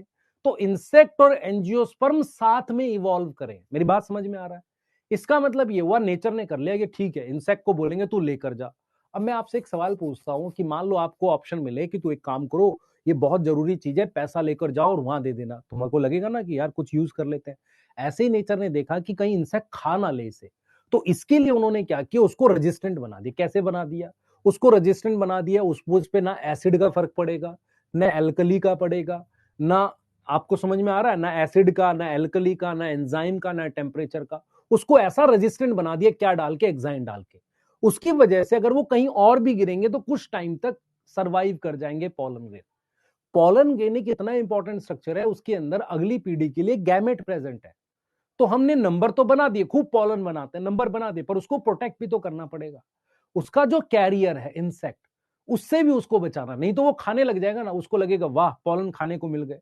तो पॉलन ग्रेन इंसेक्ट खाते भी हैं, ऐसा नहीं है, कुछ इंसेक्ट खाते हैं कुछ टाइप के पॉलन को, पर अगर वो सारा ही खा लेंगे तो जीरो हो जाएगा पॉलन। तो कहीं ना कहीं नेचर ने एक ऐसे मटेरियल से एग्जाइन बनाया है जो रेजिस्टेंट है, काफी ज्यादा रेजिस्टेंट है। मेरी बात समझ में आ रही है? क्या मेरी बात समझ में आ रही है? नेचर को क्या जरूरत थी कि उसको हनी बनाने की, इंसेक्ट के लिए नेक्टर बनाने की। भाई तू नेक्टर खाएगा तभी तो करेगा पॉलिनेशन। तो नेचर ने देखा कि जब एंजियोस्पर्म में फ्लावर बनाए तो फ्लावर में कलर दे दो, फ्लावर में स्मेल दे दो, नेक्टर दे दो, आएगा, इंसेक्ट ले जाएगा, पर वो खुद ही ना खा जाए, तो हार्ड बना दो कुछ। ये बात समझ में आ रही है? तो उन्होंने उसको हार्ड बनाया। इसी वजह से आप समझे ध्यान से, due to exine pollen fossil में प्रिजर्व हो सकते हैं। ड्यू टू एक्साइन पॉलन क्या हो सकते हैं? Pollen can be preserved in fossils, preserved as fossils. मान लेते हैं बहुत सारे पुराने फॉसिल्स में से बहुत सारे प्लांट्स के पॉलन ग्रेन मिल जाते हैं, क्योंकि पॉलन को देखो आपको समझना पड़ेगा, fossils are dead remains of क्या? Living organism. मान लेते हैं अगर हम देखें कि बोन खराब नहीं होती आसानी से, उसको डाइजेस्ट नहीं कर सकता, इसलिए तो हड्डियां मिलती हैं, तो डेड रिमेन्स। तो एक्साइन की वजह से पॉलन क्या है? फॉसिल्स में रह जाते हैं, प्रिजर्व हो जाते हैं। क्लियर है कि नहीं? यस और नो? बेटा पॉलन ग्रेन एथलीट खाते हैं। तूने अपने यहां आसपास कौन से एथलीट को पॉलन ग्रेन खाते देखा? पॉलन ग्रेन एथलीट कैसे खाते हैं? फूल खाते हुए देखा है किसी को? नहीं देखा ना। इसका मतलब सिंपल सा लॉजिक ये है कि पॉलन ग्रेन जो है कुछ प्रोडक्ट को खाते हैं जिस जो पॉलन से बनता है। अब मैं आपसे कह रहा हूं it is most resistant material. मैंने तो नहीं बोला लोहा है ये, हार्ड तो नहीं है। तो तुम फ्लावर में से पॉलन इकट्ठा करो, उसको पीस लो, खा लो, उसे क्या दिक्कत है? पीस तो जाएगा ना, टूट जाएगा, लेकिन एसिड उसे खराब नहीं कर सकता, एल्कली उसे खराब नहीं कर सकता, टेम्परेचर उसको खराब नहीं कर सकता। मैं हार्ड नहीं कह रहा हूं, रेजिस्टेंट कह रहा हूं।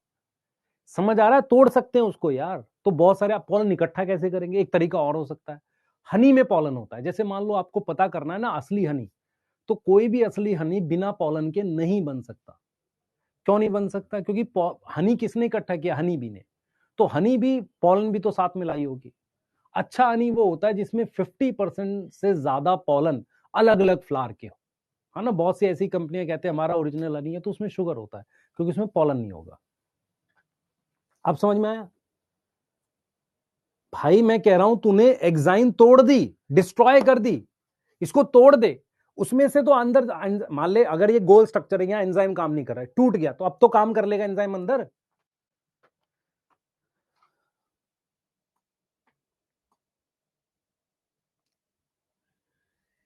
ठीक है बेटा, स्पोरोफाइट का मतलब समझ। तेरे घर के बाहर जो प्लांट है वो स्पोरोफाइट है।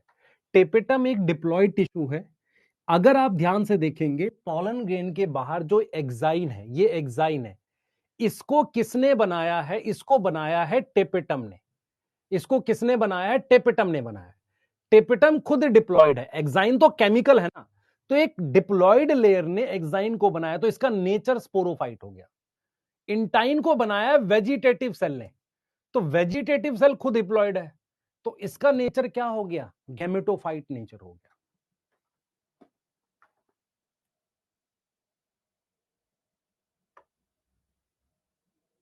अगर पॉलन को प्रिजर्व करेंगे तो इतना खाना कहां से आएगा कि गैमेट के लिए? बेटा पॉलन को प्रिजर्व करने का मतलब है इनएक्टिव स्टेट में रखना। मेरी बात समझ। अगर अगर मुझे पॉलन को 2 लाख साल तक प्रिजर्व करना है तो मुझे उसे इनएक्टिव स्टेट में करना पड़ेगा। किसी भी चीज को आप एक्टिव स्टेज में प्रिजर्व नहीं कर सकते। यस बेटा, यूबीज ग्रेन्यूल क्या है? मेरी बात समझ ध्यान से। जैसे मान लेते हैं ये कंटेनर है मेरे पास, देखो बिस्किट भी रखता हूं मैं, ऐसा नहीं है। तो ये बिस्किट है मान लीजिए, ठीक है। तो ये जो कंटेनर है जिसमें बिस्किट है, वो मतलब तरीका यूबीज ग्रेन्यूल है, वो कंटेनर मान लीजिए, उसके अंदर वो केमिकल होगा स्पोरोपोलेनिन।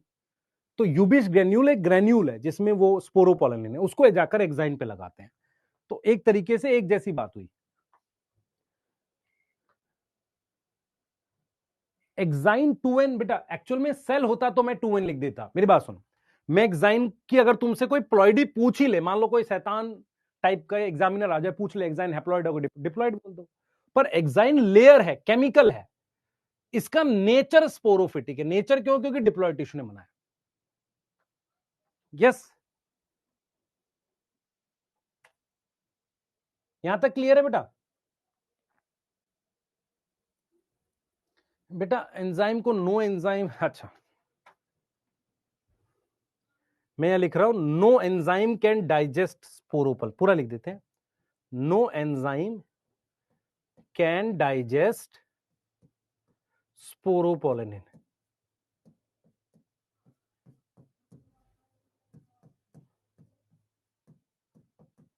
चले बना लो।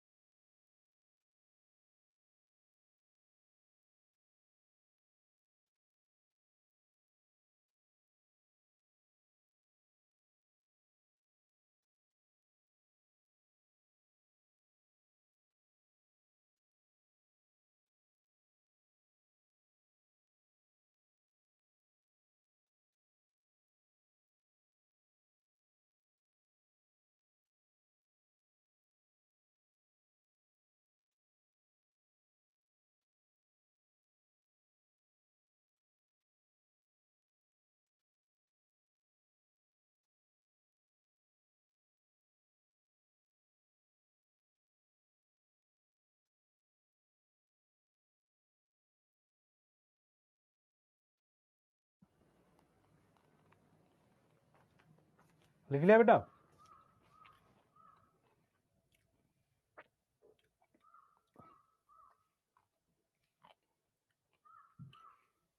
ये देख लो सारा कुछ लिखा हुआ है।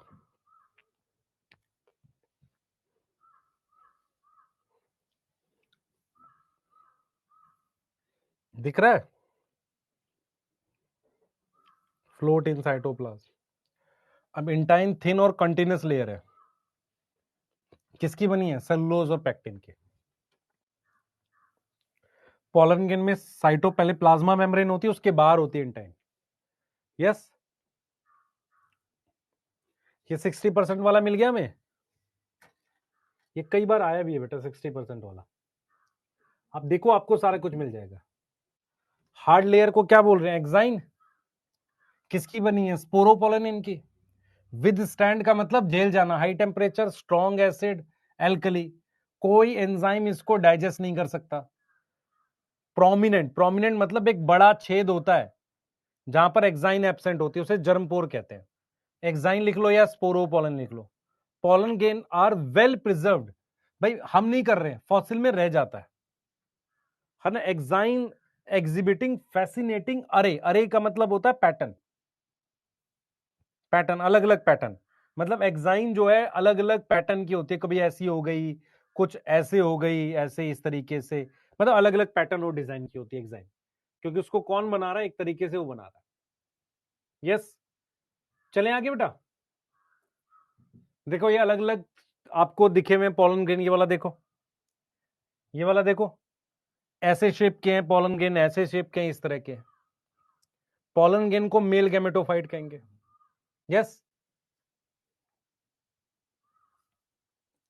चलें कुछ छोटे छोटे टॉपिक हैं बेटा, वो बताने जा रहा हूं, बताऊं? यस बेटा, इनएक्टिव स्टेज का क्या मतलब होता है कि जैसे मान लीजिए कोई भी सेल है, जैसे मैं आपको एक कोशिका दे देता हूं, मैं कहता हूं कि इसको आपको प्रिजर्व करना है, इसको 200 साल तक रखना है।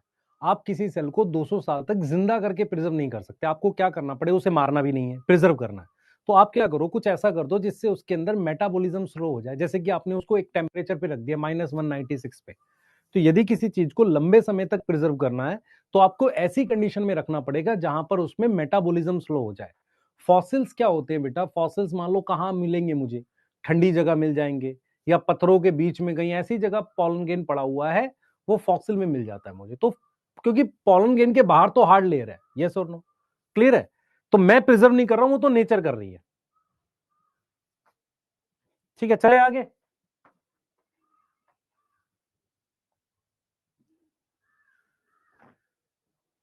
यस, तो कुछ छोटे छोटे टॉपिक हैं बेटा, सबसे पहला टॉपिक है पॉलन एलर्जी। भाई मैं आपसे एक सवाल पूछता हूं, एलर्जी क्या होता है? कौन बताएगा? What is allergy? एलर्जी का मतलब होता है किसी भी चीज से हमारी बॉडी ज्यादा रिस्पॉन्स कर जाए। मेरी बात समझना ध्यान से।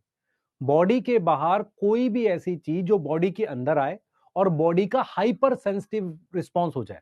तो हमारे पास क्या होता है, मेरी बात सुनेंगे ध्यान से। कुछ प्लांट के पॉलन जो विंड से पॉलिनेटेड होते हैं। सम प्लांट्स के जो पॉलन है जो विंड से पॉलिनेटेड होते हैं। जो किससे पॉलिनेटेड होते हैं? विंड से। वो क्या होते हैं बेटा?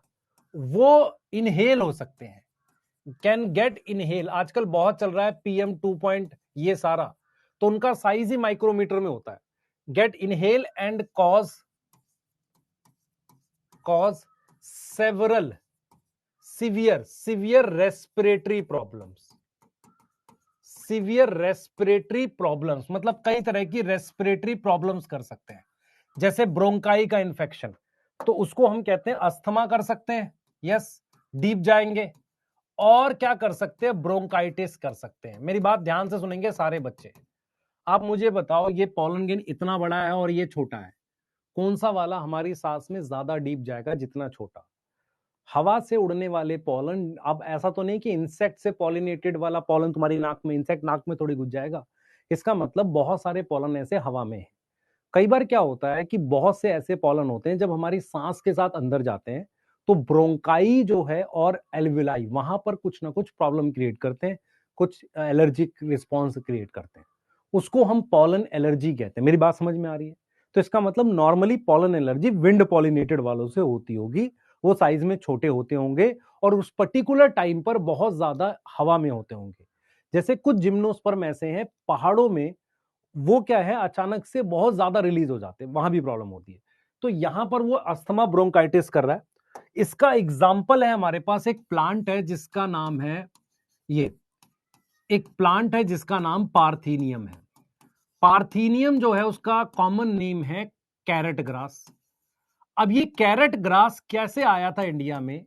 ये क्या है? It is a weed. ये क्या है? एक तरह का अनवांटेड प्लांट है। आप देखोगे इस तरीके का दिखता है ये carrot grass. It is a weed.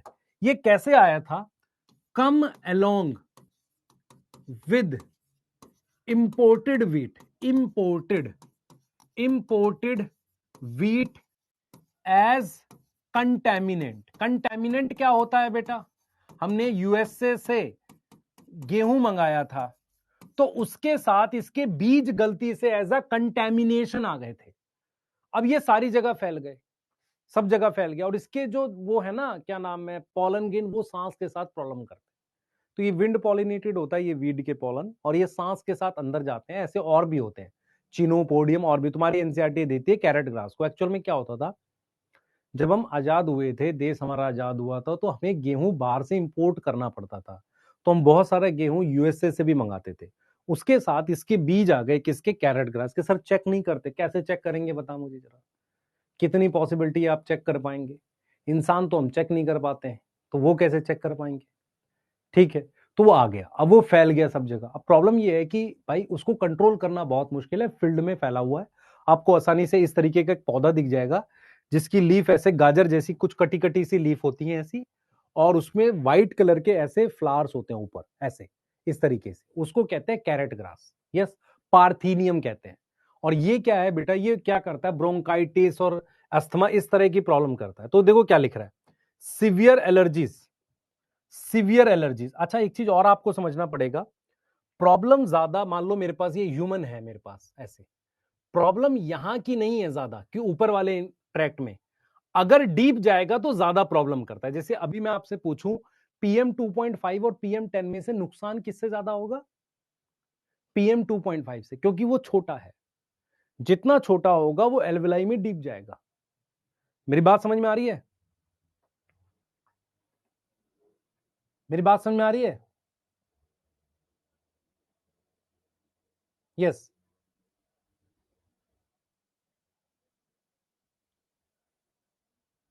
Clear है? तो यहां लिखा हुआ है सिवियर एलर्जी, क्रोनिक। क्रोनिक मतलब बहुत ज्यादा। जब भी बेटा डीपर लंग्स की प्रॉब्लम होगी, वो अस्थमा ब्रोंकाइटिस ऐसी होती है पार्थीनियम से। ये कंटेमिनेटेड आया था, किसके साथ? हमने गेहूं मंगाया था।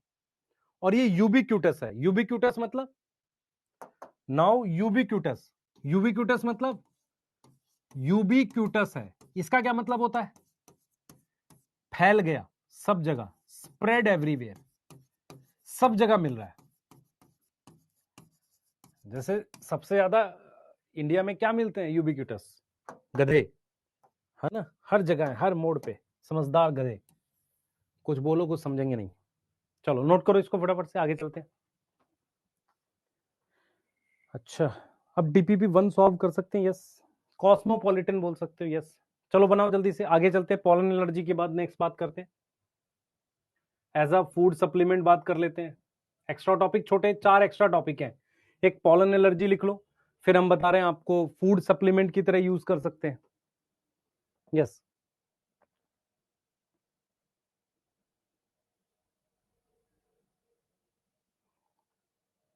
विनीत, फिजिक्स अच्छी नहीं है तो फिजिक्स अच्छी करनी पड़ेगी बेटा।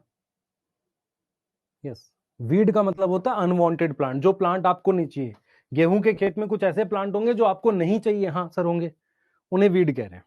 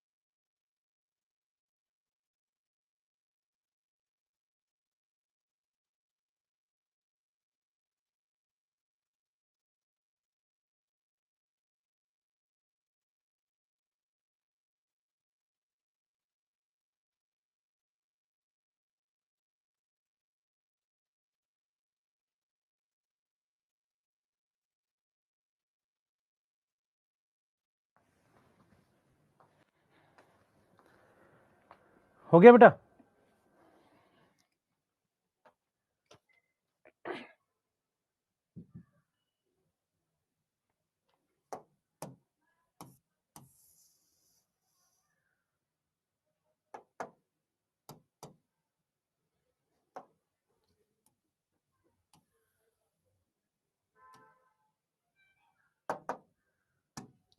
नेक्स्ट करें बेटा? है, नेक्स्ट करते हैं। ठीक है, आ जाओ। Pollen as a food supplement, मेरी बात सुने ध्यान से। क्या होता है बेटा? पॉलन ग्रेन जो है एक्चुअल में रिच सोर्स होते हैं न्यूट्रिएंट्स के, जो आपको पता है उसमें वेजिटेटिव सेल में रखा जाता है। तो रिच सोर्स हैं किसके? Of nutrients. न्यूट्रिएंट्स के रिच सोर्स होते हैं, है ना। रिच सोर्स होते हैं किसके? पॉलन ग्रेन क्या है बच्चे? रिच सोर्स है किसका? न्यूट्रिएंट्स का। न्यूट्रिएंट्स आपको पता है, सच एज एंटीऑक्सीडेंट। हमारे पास काफी ज्यादा क्या मिलता है? एंटीऑक्सीडेंट मिलता है इनसे। मुझे क्या मिलता है? एंटीऑक्सीडेंट मिलता है इनसे। देखो आपको समझना पड़ेगा, अगर एथलीट को वो चाहिए, क्या नाम है, खाना चाहिए, तो रोटी खाएगा। तो कार्बोहाइड्रेट प्रोटीन के लिए नहीं खाते ये लोग पॉलन ग्रेन, ये खाते हैं कि अच्छा सोर्स होता है एंटीऑक्सीडेंट। एंटीऑक्सीडेंट क्या करता है? उनकी एफिशिएंसी बढ़ाता है। तो ये क्या कर सकते हैं? ये इंक्रीज कर सकते हैं क्या? Increase efficiency of athlete and horses. जो रेस हॉर्सेस होते हैं ना, है ना, रेस हॉर्सेस होते हैं उनकी और एथलीट की। अब नॉर्मल हॉर्स को क्यों खिलाएंगे हम लोग, बताओ मुझे। मान लो उसको हमें क्या करना है, नॉर्मल हॉर्स है जिससे ईटा उठवाना है, तो उनको मैं क्यों खिलाऊंगा? क्या फायदा होगा मुझे? रेस हॉर्सेस की बात हो रही है ना। और ये वेस्टर्न कंट्रीज में किया जाता है, ठीक है। अभी यहां भी थोड़ा बहुत चालू होगा, आपको अवेलेबल हो जाएगा। और ये अवेलेबल होता है बेटा कई फॉर्म में, available in form of form of syrup आ जाएगा, इसका टैबलेट्स आ जाएंगी, है ना, और डायग्राम के अंदर बना हुआ है शेक्स आ जाते हैं, है ना, क्रीम्स आती हैं लगाने के लिए, है ना, बी पॉलन नाम से आता है। तो अगर आप ध्यान से देखेंगे ये परफॉर्मेंस इंक्रीज करता है, यहां पे परफॉर्मेंस इंक्रीज लिखा है, प्रोटीन के लिए नहीं खा रहे हैं इसे, ठीक है, फॉर्म ऑफ टैबलेट्स और सिरप खा रहे हैं, मार्केट में अवेलेबल है। अब ये क्या करेगा, increase performance of athlete and race horses.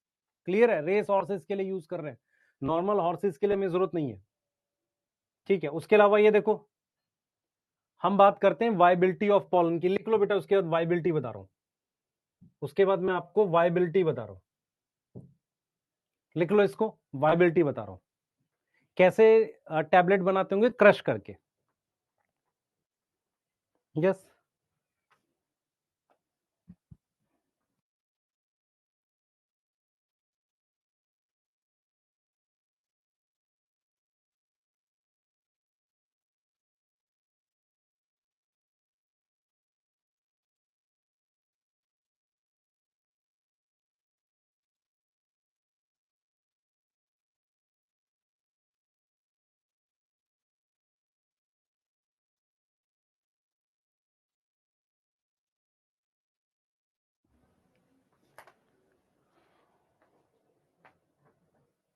यहां तक ठीक है बेटा,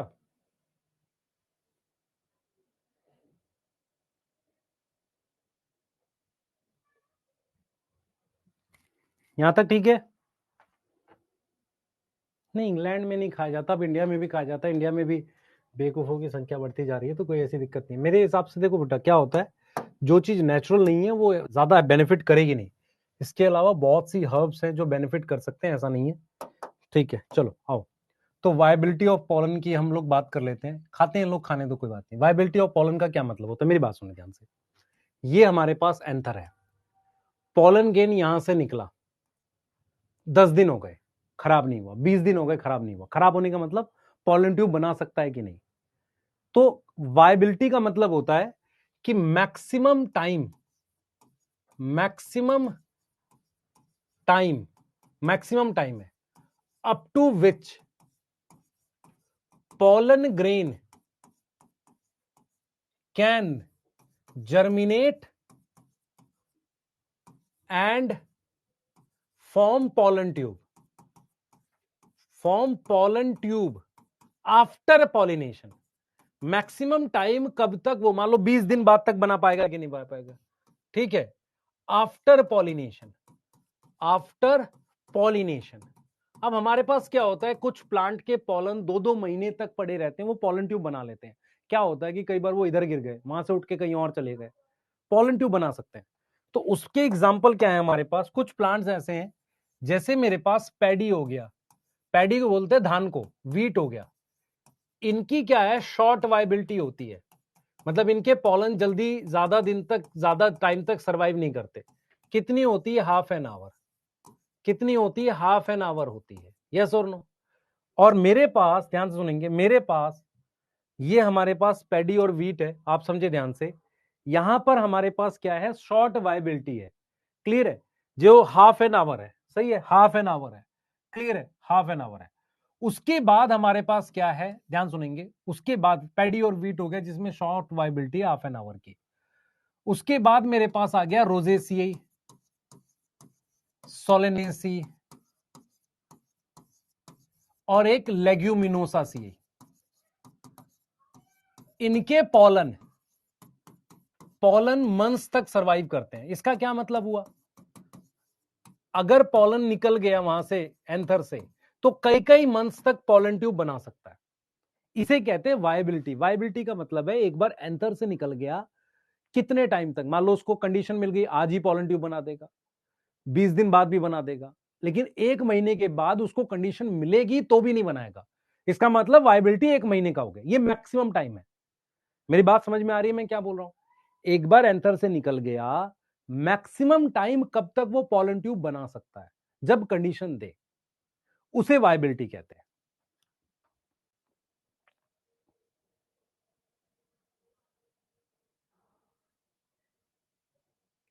यार ललन, कैसे गधे जैसी बात कर रहा भाई तू, तू कह रहा है कि सर एंटीऑक्सीडेंट की तरह काम कर रहा है, एक तरफ कह रहे हो एलर्जी। भाई मेरी बात सुन ध्यान से, एलर्जी किस चीज की होती, किसी भी चीज की हो सकती है। कुछ लोगों को बैगन से एलर्जी है, तो इसका मतलब बैगन फिर नुकसान करता है, सबको क्यों नहीं करता? अरे भाई एलर्जी तो क्या है कि बाहर की कोई भी चीज धागा तक एलर्जी कर देता, वो एक डिफरेंट चीज है, समझ। पर पॉलन के अंदर जो चीजें उसको एज अ न्यूट्रिएंट यूज कर सकते हैं। कहीं का लॉजिक कहीं जोड़ेगा, उससे क्या फायदा होगा? मान ले तू कह दे सर हमारी बॉडी में एंटीबॉडी, ऐसे मैंने सुने बच्चे एंटीबॉडीज बनती है, फिर बीमारियां क्यों होती है कि नहीं? सर हेलमेट चला लगा के चलते फिर एक्सीडेंट क्यों होते हैं? भाई वो एक चीज है जो प्रोटेक्ट कर रही है, वैसे भी हो जाएगा अगर कुछ और करेगा तो। नाचने लगे उस पे, बाइक पे। पॉलन बैंक क्या होता है, सुने ध्यान से। हमारे पास क्या होता है बेटा, हमारे पास क्या होता है, कुछ पॉलन होते हैं जिनको हमें स्टोर करना पड़ता है, need to be store for longer duration, क्योंकि वायबिलिटी है ना हमारे पास कम है, तो लॉन्गर ड्यूरेशन तक उसको स्टोर करना पड़ता है, so that it can be use in किसमें, इनको हम यूज कर सकें किसमें, ध्यान सुनेंगे। Some pollen need to be store for longer duration so that it can be use कहां इसको यूज कर सके, बताओ। It can be use in, कहां यूज कर सके, बताना ध्यान से। It can be use in plant breeding या और आर्टिफिशियल हाइब्रिडाइजेशन वगैरह में, ये मतलब अपनी मर्जी से पॉलन डालते हैं, वहां यूज कर सके। तो हम क्या करते हैं, साइंटिस्ट लोग क्या करते हैं, लैब होती है उनमें, पॉलन ग्रेन को स्टोर करते हैं -196 डिग्री सेल्सियस लिक्विड नाइट्रोजन पे। ये कई बार क्वेश्चन आया भी है, नाइट्रोजन पे पॉलन को स्टोर करते हैं, सही है। ये एक तरह का इन विट्रो कंजर्वेशन भी है। इन विट्रो पता है किसी को? नेचुरल कंडीशन से बाहर पॉलन को स्टोर करते हैं, किसके अंदर, इन पॉलन बैंक। तो पॉलन बैंक क्या होता है बेटा, आप समझे ध्यान से। बहुत सारे पॉलन की शॉर्ट वाइबिलिटी होती है, बहुत सारी ऐसी स्पीशीज हैं जो मुझे चाहता हूं कि मैं उसका पॉलन जरूरत पड़ने पर उसी वक्त पॉलिनेट करके आर्टिफिशियल तरीके से कुछ प्लांट बना सके। ऐसा कॉन्सेप्ट आपने पढ़ा था, आर्टिफिशियल इंसेमिनेशन। कहां पर करते हैं ये करते हैं ह्यूमंस में, एनिमल्स में, खासकर एनिमल्स में करते हैं, जहां पर हम आर्टिफिशियली ट्रांसफर करते हैं उसको, गैमेट्स को। तो ऐसे ही हम चाहते हैं कि स्टिग्मा के ऊपर अपनी मर्जी से पॉलन डालें। अब उस पॉलन को हम लंबे समय तक जिंदा रखने के लिए क्या करेंगे, -196 डिग्री सेल्सियस पर स्टोर करते हैं लिक्विड नाइट्रोजन पे, उसको हम कहते हैं पॉलन बैग। ये एक तरह का इन विट्रो कंजर्वेशन होता है। इन विट्रो समझ में आता है, इन विट्रो मतलब आर्टिफिशियल कंडीशन में। यहां तक क्लियर है? जल्दी बताओ बेटा।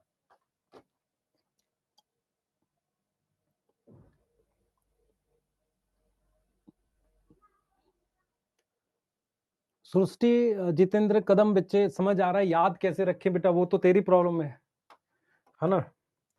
2000 दवाइयों के नाम कैसे याद रखेगी, पैसे मिलेंगे उस वक्त याद रह जाएगा, है ना। याद कैसे रह सकता है रिवीजन करके, और कोई ऑप्शन है? नहीं, बिल्कुल नहीं। तो नोट्स को तुरंत उसी दिन पढ़ना जरूरी है, आप में से बहुत सारे लोग अभी भी नहीं पढ़ते। यस, यहीं तक करेंगे आज, कल यहां से आगे चालू करेंगे, क्योंकि प्लांट वाला, सॉरी फीमेल वाला पार्ट कल से पढ़ाऊंगा मैं, ठीक है। यस, ये एक नोट्स हैं जो शॉर्ट नोट्स की फॉर्म में है इस चैप्टर के। आप चाहो तो इसको यूज कर सकते हो, इस सिंगल पेज को, पूरा सारा का सारा अब तक का इसी में लिखा हुआ है, ठीक है। इसको इसके साथ लगा रहा हूं, आप इसको यूज करें, है ना। और इसके में आपको डोपा भी दे रहा हूं आज, ऑल्दो इसके असाइनमेंट आपको दे दिए, आप इसकी DPP1 लगा सकते हैं, ठीक है बेटा। चलिए, क्या सभी pollen grain, -196 degree Celsius liquid nitrogen बहुत लो टेम्परेचर है, वो सारे लिविंग टिश्यू को स्टोर कर सकता है, वो इतना ज्यादा लो होता है। यस, ठीक है। बैक स्लाइड दिखाइए, बिल्कुल दिखा देते हैं, ये रही, नोट कर लीजिए।